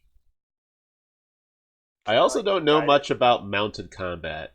Can you? Yes. Do you know much about mounted combat, Like a feat. bro? So mounted combat, generally what's going on is it can be one of two ways. If you want your mount to do something other than like the the dash or disengage action, then it's gonna have its own separate turn from your turn. So it'll roll its own initiative. Okay. If you get hit while on your mount, I think you have to make a dexterity saving throw to stay on. It's something like a DC like 10 or something. I don't know. It's small. It's somewhere if we look it up. But Okay. I think what I'll do, since this is, I'm not counting this as you taming it. Yeah. Is that you, sir, fine sir, can hold on. There's a button here. You can guide the nightmare as you would like. You can probably move it out of this area if you would like. Maybe they might. But keep in mind that these guys are right next to you, so you don't want to go too far because they might try to take a swipe at you.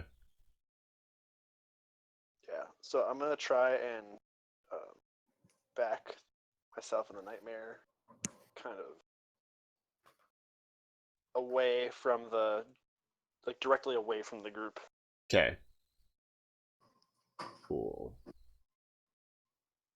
Just give me a d20. I want to see. Not going to make you do the animal handling, just a straight d20. Okay, that's fine. Like that way? Yeah, just like out of the cloud. Okay, sounds good. Any opportunity attacks? Yes, thank you. Actually, can I move like straight back? So like it's basically So like here. like there. Oh, Okay. sorry. That way. There or sorry, which way is straight? Sorry, I can't grab my. Here, hold on. You move that guy where you want him to be. Your own guy where you want him to be. There. Okay. I wasn't paying attention to direction, so there we go. Oh my god. All right. Anyway.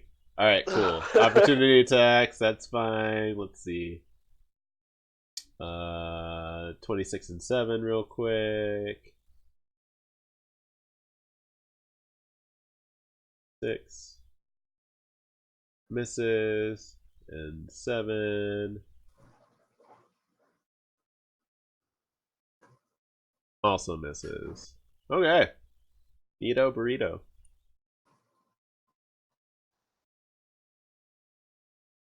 This guy is gonna try to break away.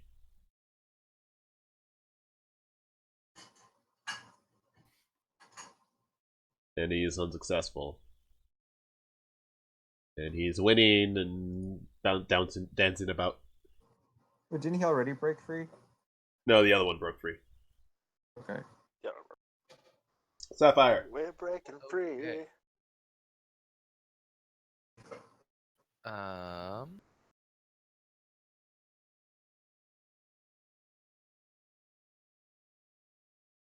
I'm gonna move to there, and I'm going to attack number. Blade Storm. Blade Storm. Blade Storm.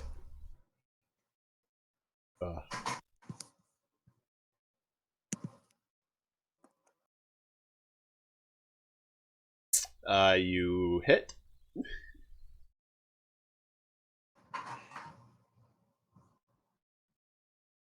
And you kill it. Which one was it? 16? 15? Number 3. Number 3 down there?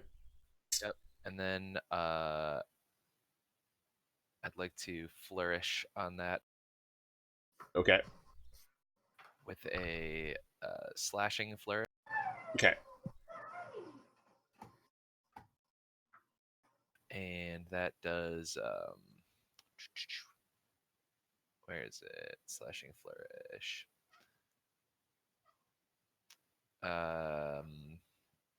Oh, I just take my inspiration die for 1, so just 1 damage to everything around it within 5 feet of it, or of me. Sorry.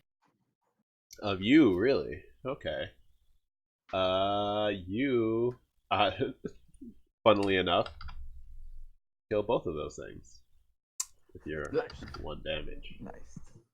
Hell yeah. Triple kill. Kill. There you go. Anything else, sir? And that's it. Alright.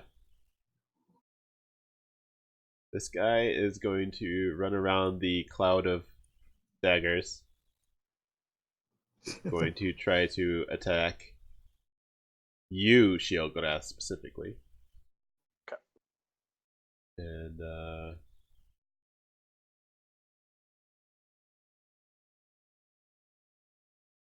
with gusto.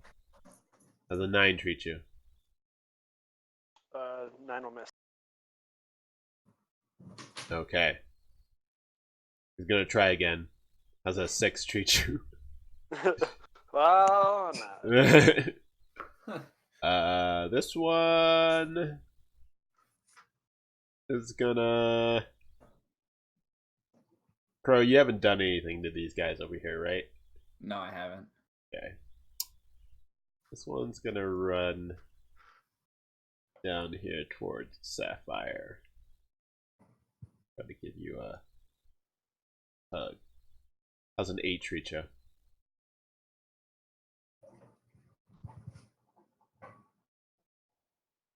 Well, I'm gonna look. 8 does not hit Sapphire, but an 18 does. Yes. So I will do some damages.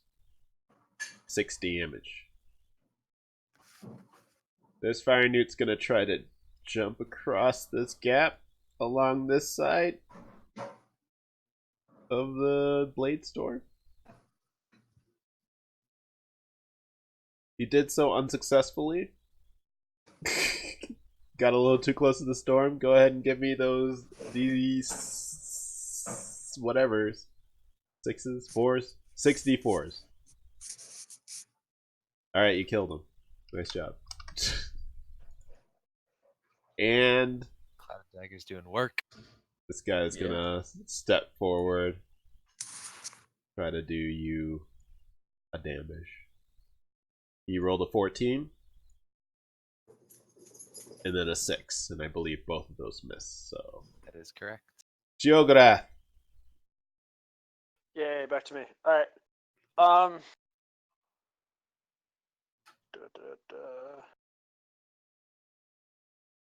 I am just going to cast Eldritch Blast at the newt that's nearest to me. Okay. Newt 26.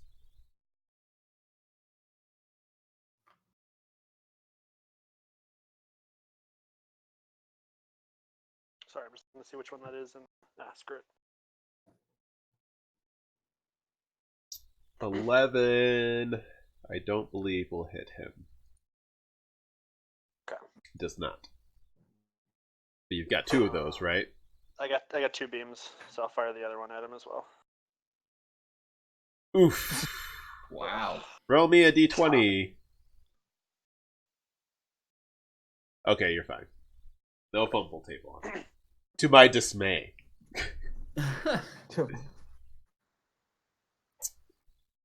Alright. Crow. Okay, so first and foremost, just gonna have a melee attack against Nightmare 7 with the gavel. 13? 13 hits. Oh, sweet. I was not expecting that. Not very much. Eh? It's enough to Finally kill. dead, though. Enough to Just enough. make it 9, yeah.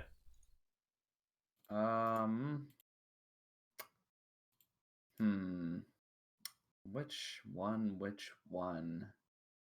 Gonna roll a d6 and decide. 1, 2. Alright, I guess Fire Newt 26. Yeah. It's gonna go ahead and make me a Wisdom save. Wisdom. He rolled a 2. Oh yeah, you can enjoy this.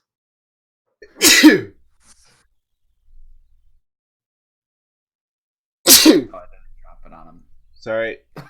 And I moved him. I don't know what's going on. Alright. There you go. He's dead. Okay. Yeah. Alright. My turn. Ire. The light is gone.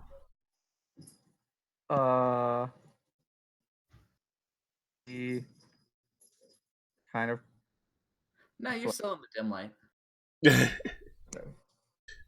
yeah. Bright light's not too far away. Yeah, I'm just gonna run up to Crow and then kind of look into this room.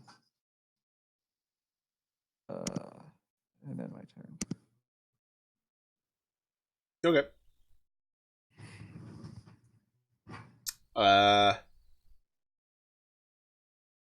Actually, Yep. can I shoot the nightmare? You could shoot the nightmare, yes. I didn't know. Like I'm helping. Go ahead and shoot the nightmare. 18 hits the nightmare.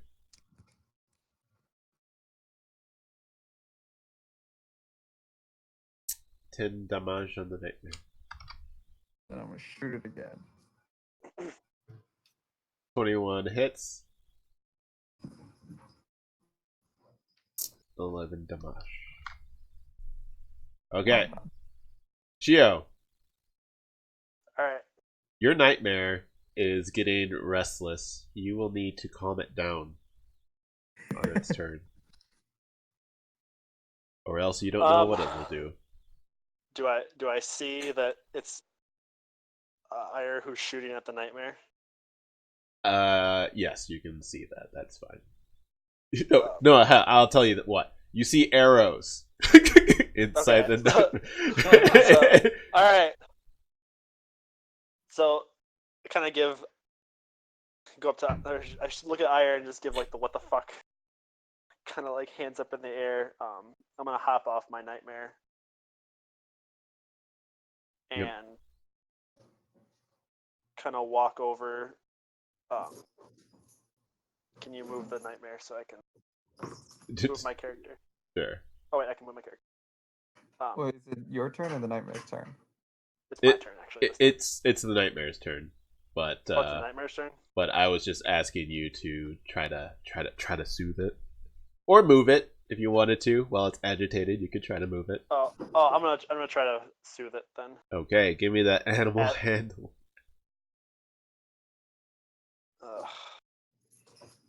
It's not tamed yet, so you know every little bit. All right, that's fine. It's calming down. Doesn't like being hit though. No, I still give like the what the fuck signs, like raise my hands, put my head. D- Right, that's probably it. Sapphire, I'm going to attack. do it.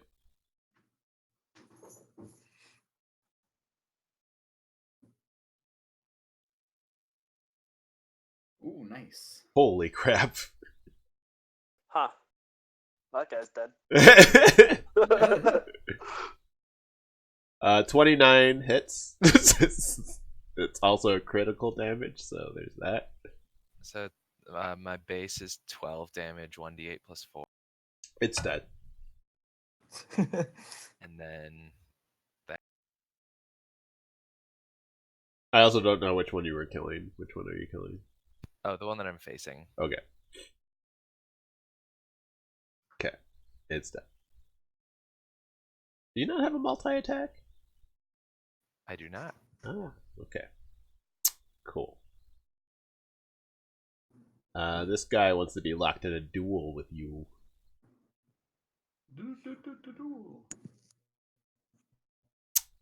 How's a 16 treat ya? It hits. And then how does a 13 treat ya? It does not hit. Yes. Shiogura. Okay. Um.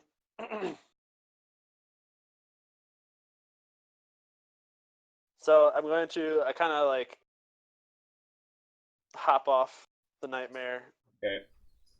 and like stand in front of it. Yep. I can't select my character.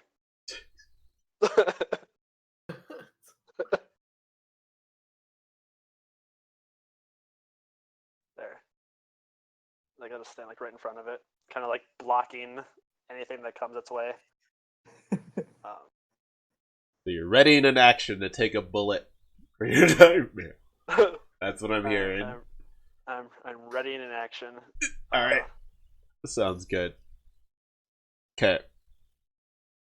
Crow. I'm just gonna bonus action move my gavel the 20 feet behind the fire newt, and just give it a conk. Oh yeah. Yeah. It's all coming together. Yeah. Yeah, it's Yeah. dead. Yeah. Yeah.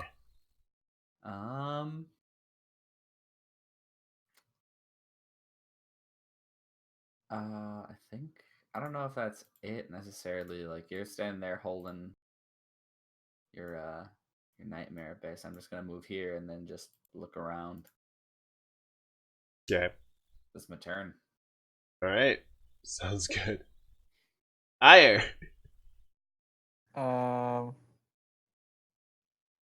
guess I see Shiogo get in front of his horse. I'm just gonna walk in these two carts, and I just like look around for any other threats. I guess.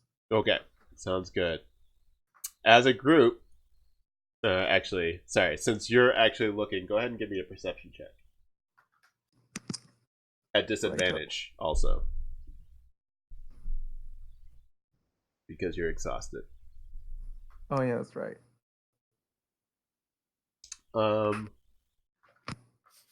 You don't see any active threats, but you do feel like something's different now.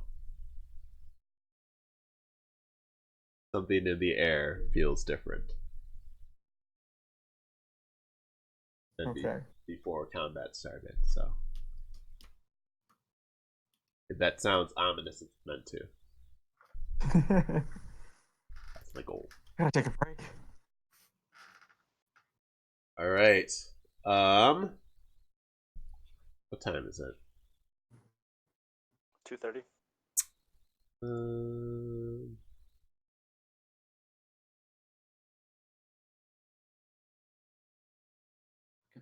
I think we should end it here.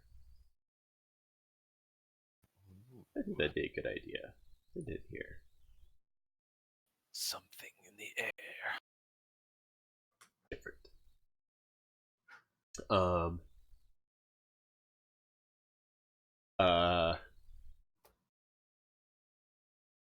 Sorry, I take that back. We're not going to end it there. We're going to end it with Shahrazad saying, "Remember what happened to your last pet?"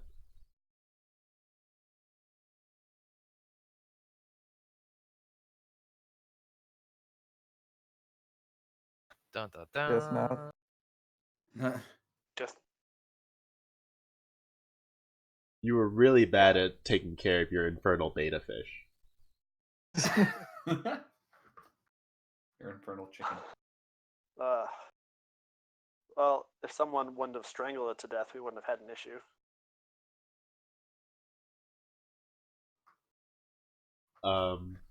Plus, this is going to give us access to where we need to go. She pops out and says, "Well, that was like the first good thought you've had in a millennia."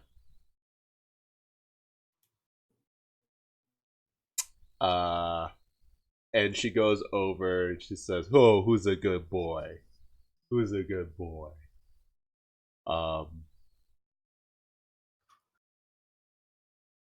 And says that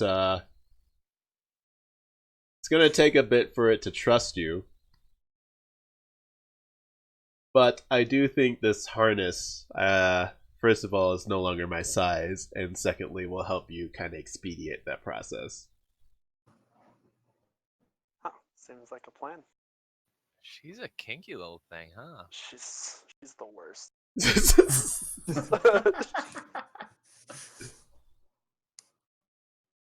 um, I feel like Sapphire. I feel like you and her would get along very well. And Oh, frankly, I think so too. when this is all over, you can have her. I'd like Tell to you what, look around this room also for any valuable. Sure. So while that's happening, and your blade storm kind of dissipates, just a clattering of daggers, I guess, and then magically disappears. As you roam about, Sapphire, you notice that there are piles of unrefined ore and other such materials. Uh, from the looks of it, they were currently in the process of smelting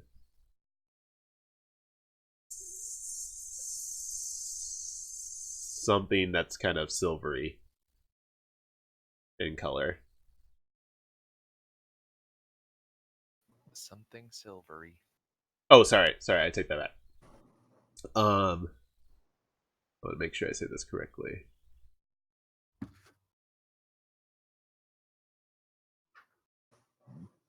In the center,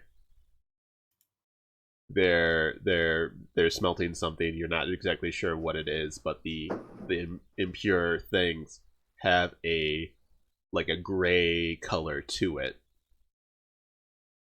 And in the southeast corner, that little pool looking thing looks like it is molten silver. Just kind of like a basin full of it, I guess. Interesting. Not easy to carry though. No, probably not. Molten silver. Probably difficult. Can't I hold all the silver? You're not really. I mean, from your experiences as a trader, like you understand the process of forges and mines and stuff like that, but you're not really familiar with the manual labor involved in, from Right. resources to product, if you will. Okay. All right. You would think that, based on the setup here and that the crane that's kind of like in that window that you see, that that there must be another place where they actually form this molten materials into something else. I look at the door. The door looks back at you. No. Um, And as you look at the door, that would be probably where you guys go next. Then we end it. That's where we'll end All right. The door opens. To be continued. it. Big battle coming up. What? And No, What? No way. no, Nah. The no. door opens. It's Waluigi. Wah, wah. Guys, I think we need a course. short rest here, though. I mean, how long were y'all gonna take? Because otherwise, I was just gonna cast Prayer of Healing. like a I long. would say a short rest just to refresh my spells.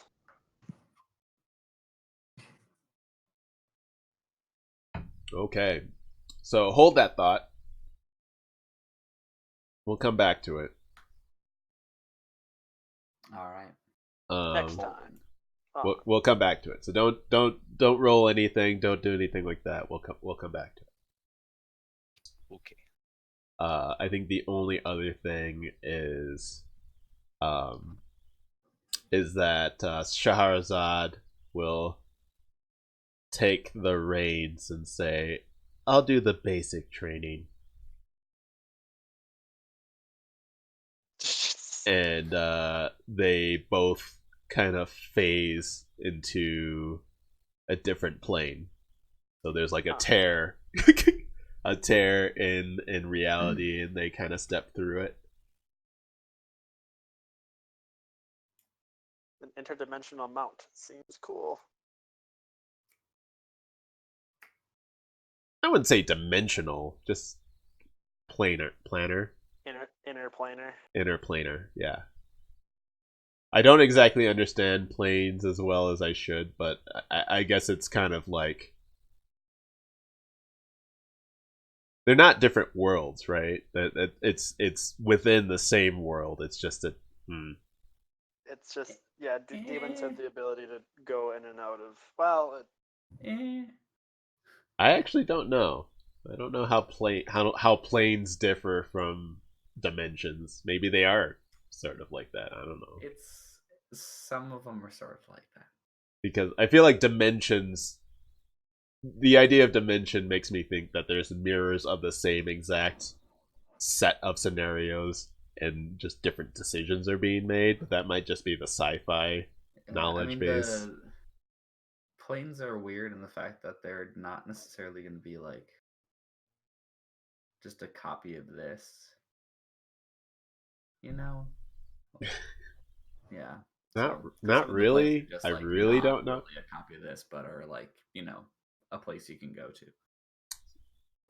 So planes are not like how I think when like Frodo puts the ring on, where it's like all fucking like he's not going to a different. In that sense, the plane is not an exact copy of the real world and just like the fire version of it or the ghostly version of it. It's just a completely different. I mean, there are some places like that where it's like it is the world, but then there are like the adjacent things like so I think like the Feywild, the Shadowfell, and like maybe a couple of those places are like kind of like this world, like somewhat this world, but then more exaggerated some. So Oh, here you go. This makes everything much easier to understand. Let me post this and. I'm waiting for this to be a Oh joke. my god. Yeah, there it is. Oh my goodness. Okay, hold on. Peace. See ya. See ya.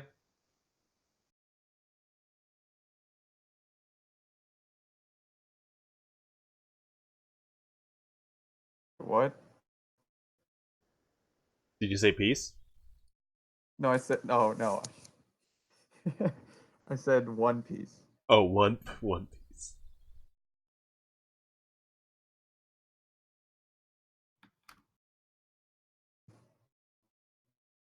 I feel like this should just be an image. I don't know why it's like its own document. This seems ridiculous. Yeah, I don't know why it documented it either, but yeah, this is Pandemonium. Yeah, Pandemonium's fun. Carcery is also very fun.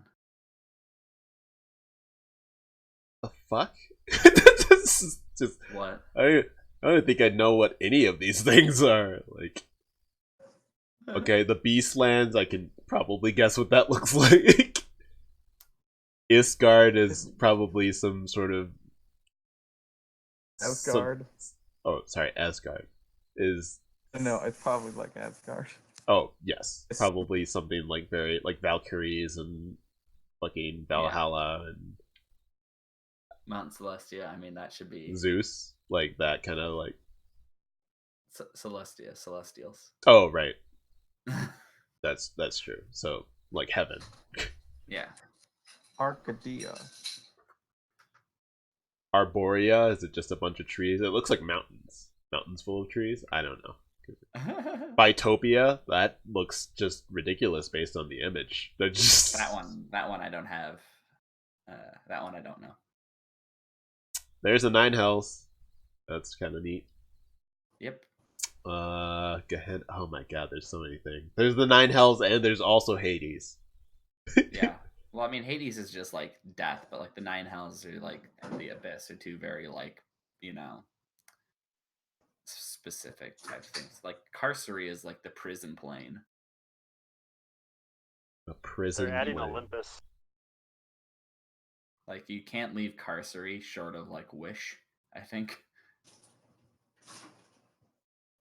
Oh my god. So there's astral planes, and there's positive planes, and there's outer Yeah. planes, and there's planes of law and planes of chaos, and there's Well, the outer planes, the positive plane and the negative plane, that's just like you don't really go there. I mean, it's just showing what planes are more positive and which ones are more negative. Yeah, that's yeah.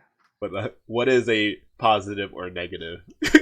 Like exactly. Yeah, I mean those are just it's it's a good time. Jesus Christ. So the material plane, that's where we're at. Yeah, we're in the material, and the Feywild and the Shadow are just like exaggerations of the material plane. Okay. So, yeah. The ethereal plane is surrounding that. Jesus Christ, it just giving me a mind fuck just looking at this fucking thing. Jesus. I think I know what's in the Mechanus. It's those like weird geometric shaped things, right? Yeah, They're the in Modrons. Yeah. They're a very lawful society. They believe in order and very luscious lips. Right. Why? Yeah, because we just pull them up. Like every single Modron has the biggest pair of lips. I like how the abyss is just a down arrow with the infinity sign. It just doesn't stop. Forever. Forever, ever. Forever, ever. Ever, ever. Alright, cool. We learned a little bit about planes. And the fact that we don't know anything about planes. I mean, that's what this setup. I mean, because each plane has a different thing going on. You can find that out in the Dungeons Master's Guide for most of them. And they're all like, it's weird because like they're all like like they can be like aware of each other, but they're not like. Doesn't mean you can travel in between them very easily. Correct. Yeah, you have to have specific situations in order to travel from one plane to another. Yeah, If you want to like, yeah, if you like if you look, since it's Wizards of the Coast, like if you look into like MTG a lot more and like Planeswalker lore from their like Magic stuff, like I think that probably explains the Wizards concepts on planes a little bit more than like Dungeons and Dragons does. Probably. Yeah, I think I'm under the impression in my headcanon is that dimensions, I feel like on top of the fact that there's these planes, the bigger picture is realms as well. Because we're playing the Forgotten Realms version of Dungeons and Dragons as opposed to the Eberron or Dark Sun or Yeah, Hawk but Hawk I mean, something you can Greyhawk.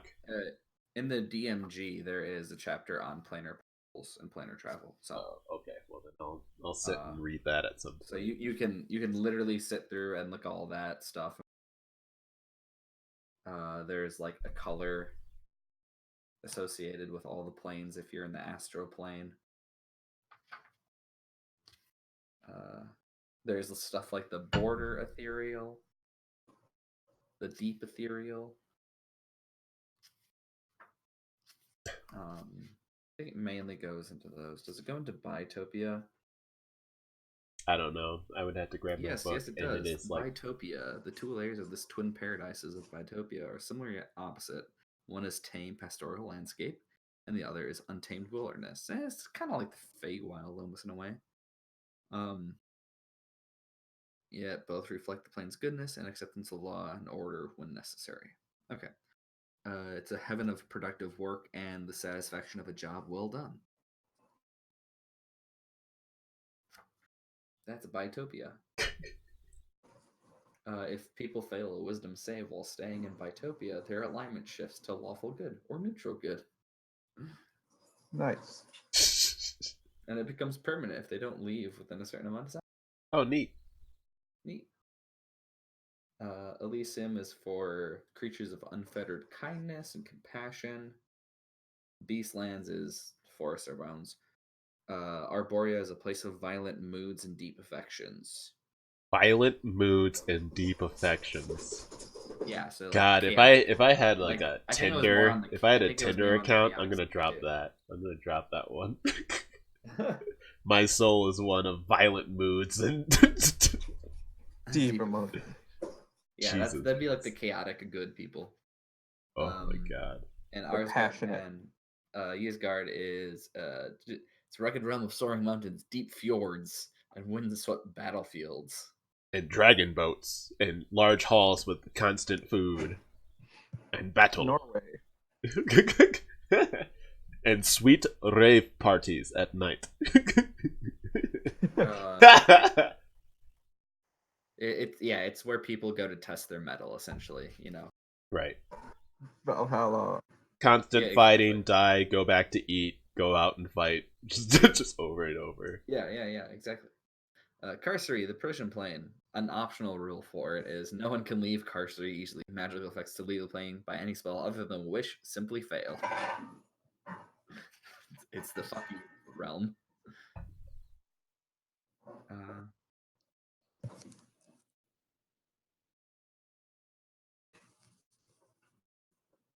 All right. Oh, that's fun. Oh. The difference between Hades and everywhere else is if you're not just claimed by anybody, you go there and you just become a larva for the rest of your life. In Hades? Yeah. Jesus. So they spend an eternity in this place that lacks a sun, a moon, stars, or Jeez. So it's like being in Ursula's cave. You just like just like hang out as a little wormy thing forever. So you become a larva, right? So a larva is a miserable fiend that retains the facial features of its previous form, but has the body of a fat worm. just a worm with a human face. Gross. I don't like it. Yet I must scream. I do not like this.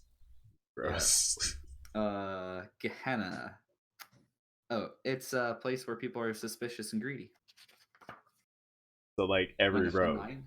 Every rogue. That's every rogue in the world goes to Gehenna. Every rogue, yeah.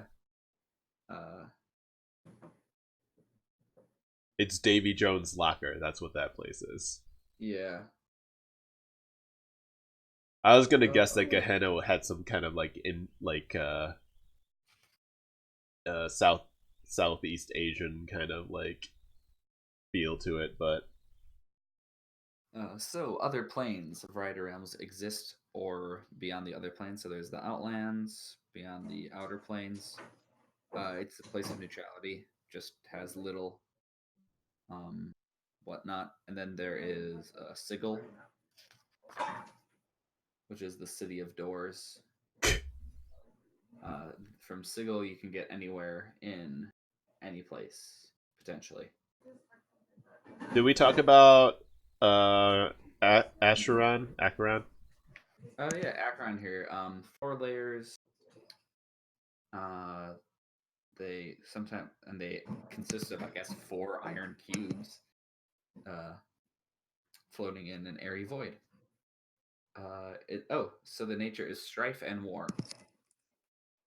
Neat. Neat. Pandemonium.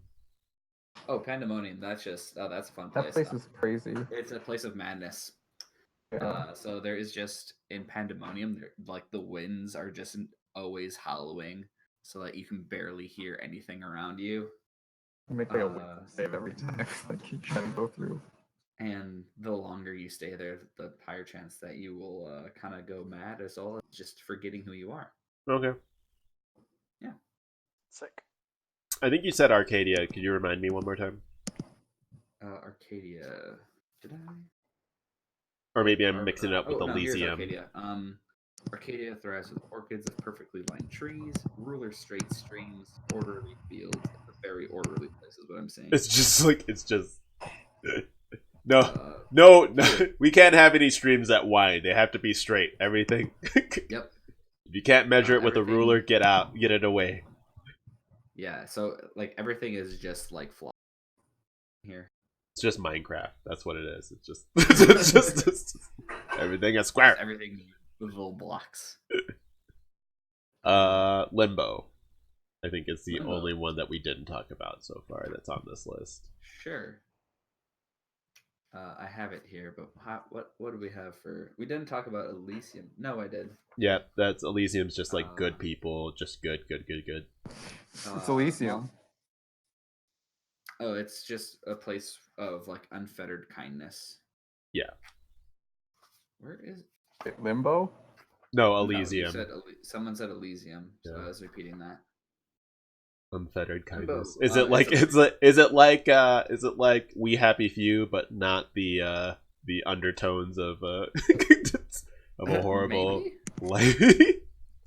Maybe. Limbo. It's a plane of pure chaos, a roiling soup of impermanent matter and energy. And I guess that makes sense. Yeah. So like it literally stuff just. Oh, so in Limbo, you can just do shit with your mind. It has no gravity. You can make stuff with your mind via your will. Good time. Neat. All right. And then there's also the Far Realm. It's a good time. The far is that different from the outer or the Outlands or whatever you said? Yeah. So there's the Outlands and Sigil, and then beyond that you got Demiplanes. And beyond Demiplanes. Jesus. Yeah. Demiplanes are like extra dimensional spaces, so things that spells make, like a bag of holding that has an extra dimensional space. Okay. Gotcha. So that would be a demiplane. The Far Realm is just the entities that abide in the Far Realm itself are too alien for a normal line to accept without strain. Who comes up with this shit? Like this is seriously. Well, that's where Cthulhu and them are. Oh my god. Like legitimate Cthulhu, not like the mind flayers necessarily, but Cthulhu. Right. The entity that's so large that he actually doesn't care about whether you're mad or not. You're a small speck, an atom in this grand galaxy of his being. Yeah, exactly. Oh. I was fine when it was just like I can get material plane. I get Feywild. I don't know what Shadowfell is, but I'm sure I can understand that. And then the elements. That was I was happy with that. I was happy with those. Yeah. Well, the Shadowfell is just like the darker version of like the material plane. Like colors are muted. You can fall to a thing called Shadowfell despair. That you will actually just like forget things about your personality. So it's like that foggy area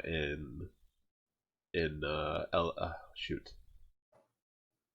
Not Last Airbender, the other one. Korra, right? Isn't that Korra that had like that like valley of fog and everybody? Am I making things up? I don't remember honestly. Jake. No, he's gone. What? Is there in Korra, is there an area where they go inside like a valley that's like full of this fog and there's just a bunch of people walking around not Oh knowing who yeah, they that was are? that was in Yeah. the spirit realm. Oh yeah, it's it's in like the if you spirit wanna. realm. It's like the whatever this fog of lost souls. I think maybe something along. Yeah. So I'm thinking that as Shadowfell, and then like normal spirit world is like Feywild in my mind. Like that's Yeah, the Shadowfell is it's just like it's a pretty disparaging place. It's where the Shatterkai are from. They're like the elves. Shatterkai. Yeah, it's a type of elf. Of course, this has Kai in it. I should have known that. And they kind of to do. Let's see. You get these types of monsters in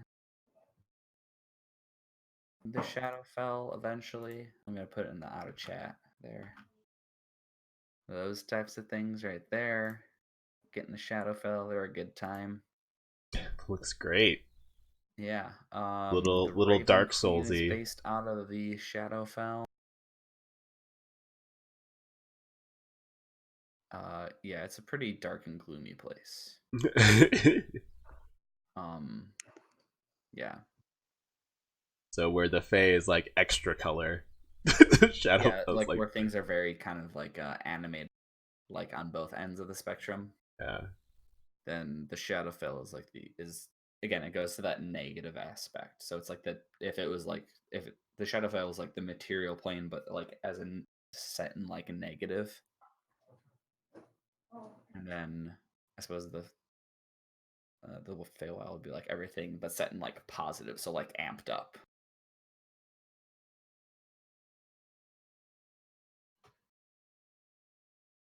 That's my best understanding of it. It's tough. Yeah, no, it's a good time though. I'm excited for the next D&D book, and I get to start running that this next week. So Nice. Burrito. yeah, we found out maybe about 2 weeks ago that, and I quote, "Contracts are Caleb's kink."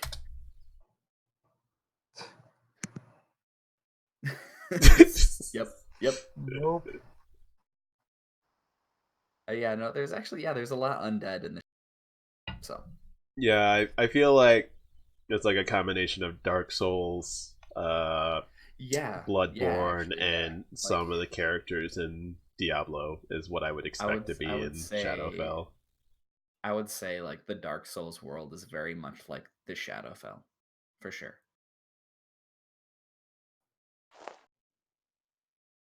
But seriously, who creates these things? Who's just like, you know what? I'm gonna create a monster that, instead of hands and feet, they're just gigantic spikes and sides for hands. This is just normal Yeah. things. Like the Tarask.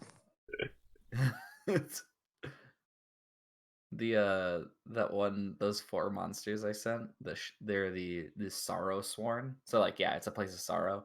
That one all the way on the right, like it just wants to hug. Like it's just That's it all just it just wants to it hug. longs for human contact, so it'll like grab you and hug onto you, and while it's holding onto you, it just does psychic damage to you. Oh yeah, I saw it on one of the D&Ds. Yeah, it's a good time. Jesus. Now that Like, makes me sad. Like at first it would have been like, oh my god, I want to get away from this, but then it's like, but it needs a hug. Yeah, each one of the different sorrows, they they seek after a certain thing. I assume one of alleviate them their wants sorrow. to eat. The one on the left. Sorrow Sworn. No, I don't have Mordenkainen's Tome of Foes here. It goes into the lore in that book about the 4 different ones. But yeah, no, the Shadowfell is pretty yeah. It's a good time. It's where you go to break your characters. Actually, so do you know the Ravenloft? Do I know the what? Do you know Ravenloft? No, I don't think I. Well, it's Ravenloft. Is one of the domains of Dread. It's so like the Shadowfell also has its kind of like own demi planes within inside of it. And Ravenloft is one of them, and essentially like they're just little domains. They're really just like individual persons like hells, Okay. just to like eternally punish them, Oh, more neat. or less. It's a good time. It's where creepy stuff happens. There is a streaming group that is set going throughout like different Shadowfell, different domains of Dread, and it's nice and creepy, and it's a good time. I feel like your idea of a good time is different than my idea of a good time. No. You said it's Got in the pain, Mordecai. sorrow. It's a good time. Yeah. Sorry, what was that, Tucker? You said the Sorrow Sworn are supposed to be in Mordecai's thing. Yeah, they're in Mordecai's Tome of Foes. Do they have specific names? One of them, I think the one that I was talking about, that's the Huggy, was called The Lost. Because it is. Are they considered fiends? No.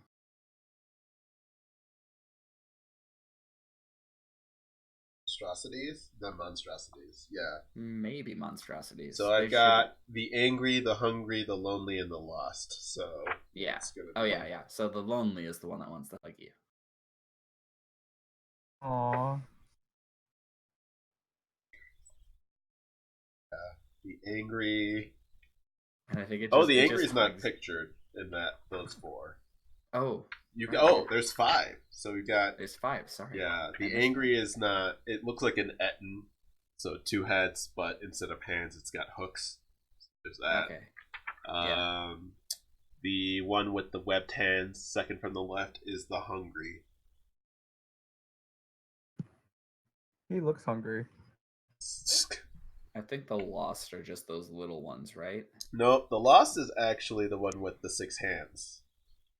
Oh, okay.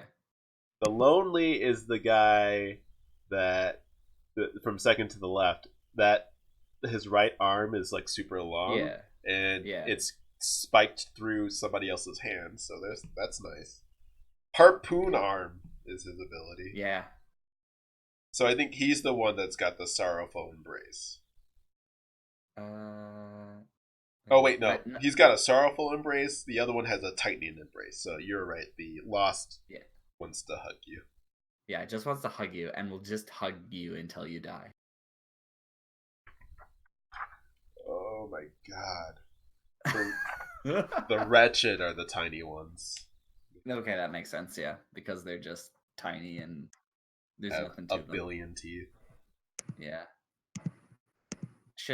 We should run Tucker through a Shadowfell game. Scare the hell out of him. I would not be able. I would play a bright-eyed, like I'm gonna save the. I'm gonna be a cleric, and I'm gonna save the world, and everybody's happy. Like that's gonna be the character. And he's just like, oh god. See, I mean that's yeah. He's gonna be like this little like befreckled like red-haired kid, and then as the campaign goes on, the hairs start to gray. His eyes are dull, and it's just like life is meaningless. One of the things about like the Shadowfell is just like. Oh my goodness. Yeah. Oh. All right. Well, you set that up, and I'll be happy. Is not the word. I would be begrudged to. Excited. Well, we could set you up against a vampire. Do the Curse of Strahd. I think that'd be fun. I mean, really, like I enjoy the classic thing, like high fantasy stuff, but I'm interested in doing something that's specific to one of the planes as opposed to like Like Yeah. the elements are okay, cool, whatever, but like Yeah. I mean, you can't really go to the elemental planes because most of them will just kill you with how they're set up. sorry. The I mean like hmm, I don't know. I don't know what I'm trying to say. But I'd be interested. I feel like the very the medieval's not the word. Gothic horror kind of aspect of And that's Shadowfell is a bit gothic horror. Curse Estrada is very much a gothic adventure.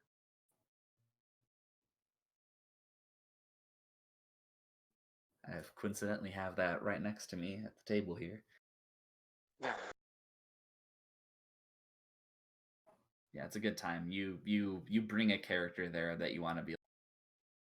I want to bring them here and see if they're gonna be broken. Instead. Yeah, that sounds right. So how many? You guys have 2 sessions going right now. This one and another one. my other one is gonna start up sometime in October, and that'll be I'll be fun. It'll be different. I'll get to, like I said, I'll get to explore something a little bit new. We might get a subpar experience because of my lack of knowledge of that realm, but I'm sure it'll be fine. Well, the Underdark. Just make it up as you go. Basically, it's a combination of two things. Like I think I understand the concept of Underdark as is, but the idea of introducing the Fae along with it is just like I feel like I need to be super creative with the Fae, or at least I'd like to think that I am, or that I would have to. I feel like what was it? I think Truman gave me a really good image of something that's so Fae, right? Like where it's you're in this jungle and there's like bright colors, luscious leaves and everything, and there's like this really interesting creature like something akin to a unicorn, and you see it and you're like, oh, that's amazing. And then there's just this flock of butterflies that like comes by and like passes over that creature, and then as the butterflies leave you see that the creature is now just like skeleton, like the butterflies like ate everything on it and all it is just the skeleton of the creature left. Like that's Fae to me, and I don't know if I can come up with shit like that all the fly. Yeah, Fae is like it's definitely those extremes for sure. Like Alice in Wonderland, like weird but also fanciful, but also Yeah, weird. like very fanciful and like sometimes very dark. Yeah, when I think Fae, there's like I don't know. I just think of like things being alive that shouldn't necessarily be, or like the just the way that everything interacts being so remarkably foreign. And with that in mind, it's like very, very difficult to do that stuff on the spot because it's not grounded in anything that's necessarily easy for you to describe or envision in your own mind. Um, so that's one of the kind of issues that you run into with doing things that are like supposed to be that dramatically different from normal stuff. Right. Yeah. And I would assume that's the same thing with like the realm of when it comes to Cthulhu esque type lore, Lovecraftian lore. It's like a lot of Yeah. what he writes is supposed to be just like. Oh wait, no, I'm getting him confused with Poe. Sorry, I apologize. Never mind. No, Lovecraft is like intentionally super vague in all of his writing because, well, presumably it's because he wasn't actually that good of a writer. Um, so it's a lot Yeah. easier to say like, oh, it was so horrible and indescribable that it can't be described. Like, boy, what a thing to say. So that's kind of one of the problems with the like Lovecraftian universe, and it's been like more fleshed out by people since then by just like kind of basically doing fan fiction, fan art. So Right, yeah. He's okay. So, yeah, I think Poe also had some maybe it was just one specific book, but yeah, it's Yeah, I mean Poe is I would say would just be super gothic, so that's easier to wrap your mind around. um I think Yeah, I think the reason why specifically for Lovecraft, like a lot of his creatures have this kind of nautical feel is because he lived near an ocean and he thought crabs were fucking freaky. Crabs and octopi. So it's like that's tends to Yeah. be I mean they are. Yeah, like that, well, that's the I thing. Is don't like disagree, but we really like work. We have not done a good job, even still, of exploring like the deep ocean. And like, so if you're going to try and model something that feels novel and unexplored and like very foreign, like I don't know, I see a deer and I can envision how a deer works. Like there's muscles, there's skin, there's hair, there's all of that. But like when you start seeing crabs and they've got these like you've got a plated exoskeleton and like Crabs. I don't know, I've got some understanding of how all of it works, or like an octopus or whatever. Like Like a it's yeah. they're fucking weird, man. Or jellyfish. Octopus like are all like hydraulics. They don't have like an actual Yeah, skeleton. yeah. everything's like Yeah, it's weird. No, I agree. Especially the molting aspect of like those mollusks too, or whatever you want to Yeah. call lobster. Yeah. They just or insects, I guess. Both of them. Well, Right? even like up until like the mid 1990s, like when people figured out what whales were, like the Leviathan was one of the most like repetitively recorded monsters in history. That is true. It's fair.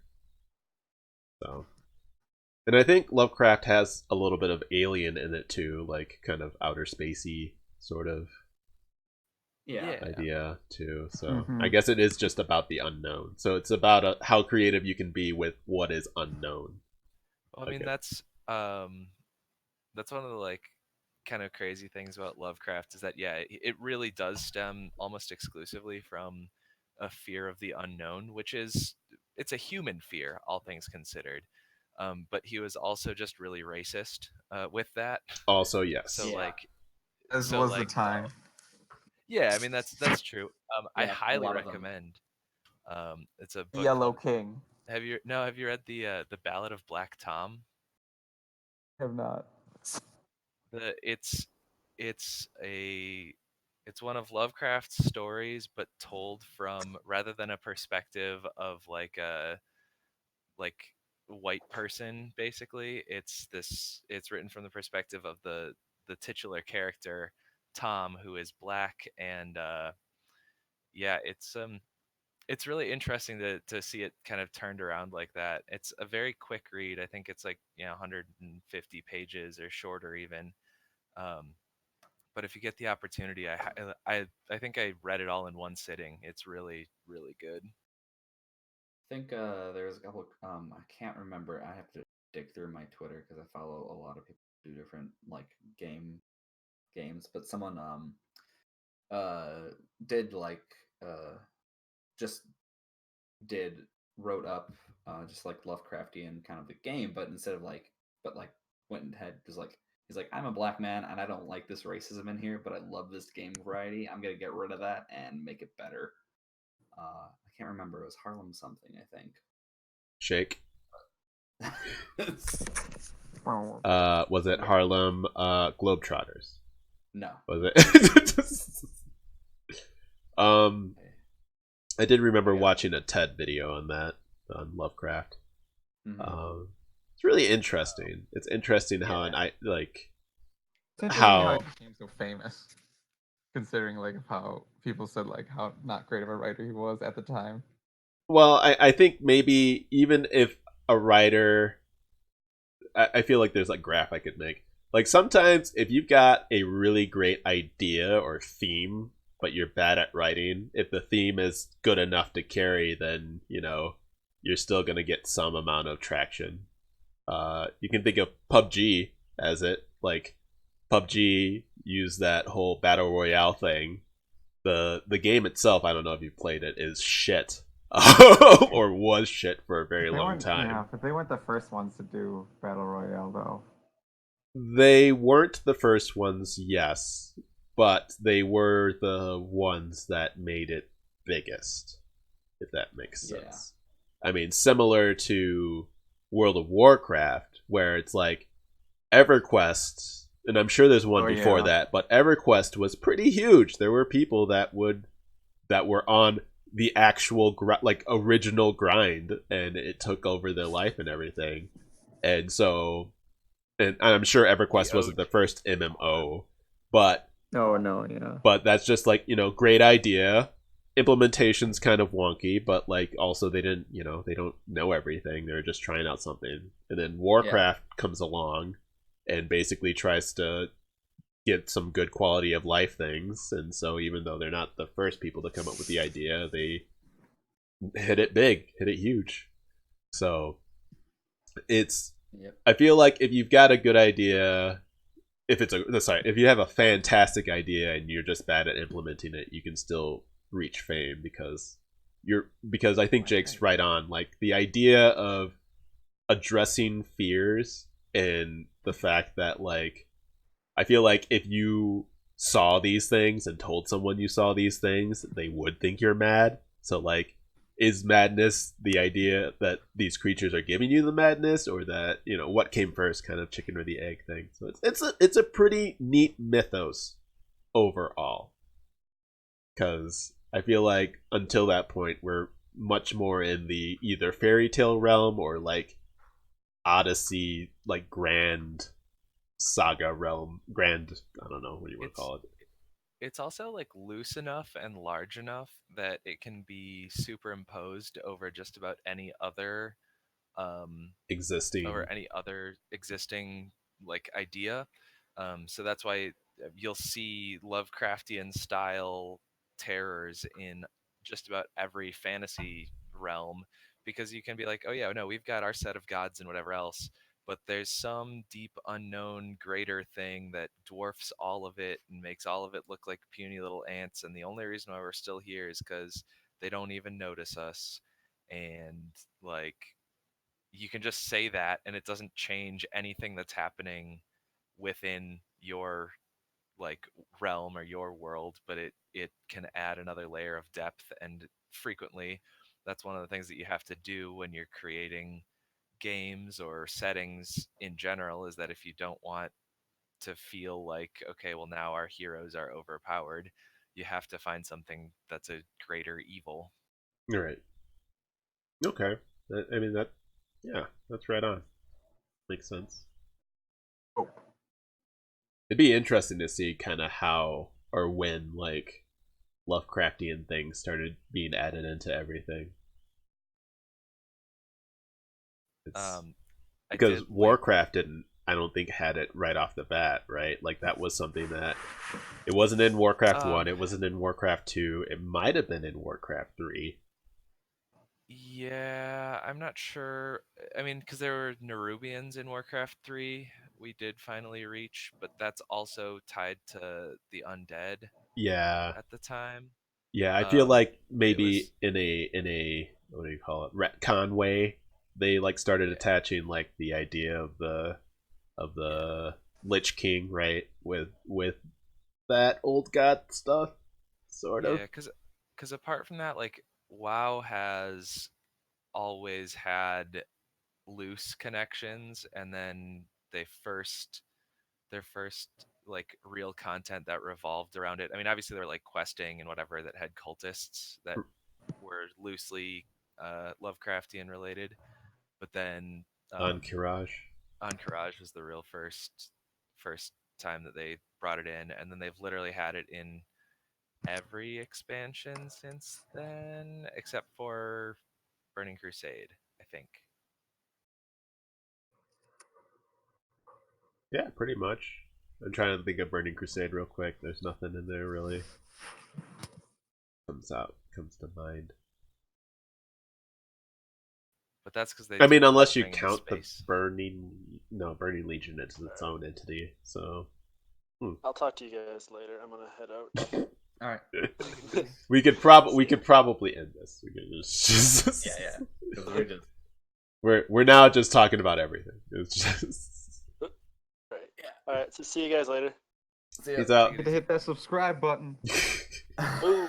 And the bell. Ding ding. Yeah, Tucker is actually including this all at the end of the. He's been recording the whole time. I have been recording the entire Oh, time. hey. I figured. I mean, sometimes we talk about some stuff that's like really useful or helpful, like in general. So Yeah. I do try to keep it running as long Or as we I can. like, yeah, just go over random stuff. Yeah, I mean the planes are pretty neat. Yeah, they are. I think I like trains. I like turtles. Oh, God. I linked Alright. the book, and I highly recommend if you get an opportunity, just like check it out at a library or whatever. Yeah, it's Yeah. All right. or if you visit Truman, he has a copy of it, so you could just borrow it from him, Gotcha. which is what I did. Here's a $5 Kindle credit on us. Thanks, Amazon. Nice. Give me one of them Kindle credits. $5 Kindle credit you have? Well, on the Kindle it's $4, Tucker. All right, I'm gonna disconnect here too. All right, catch you guys later. Peace out. Yeah. Thanks for coming See by. you, everybody. Wow, they were super quick on that. Dodge, dodge, fucking dodge. Get out of Dodge. All right, I'll catch you later, dude.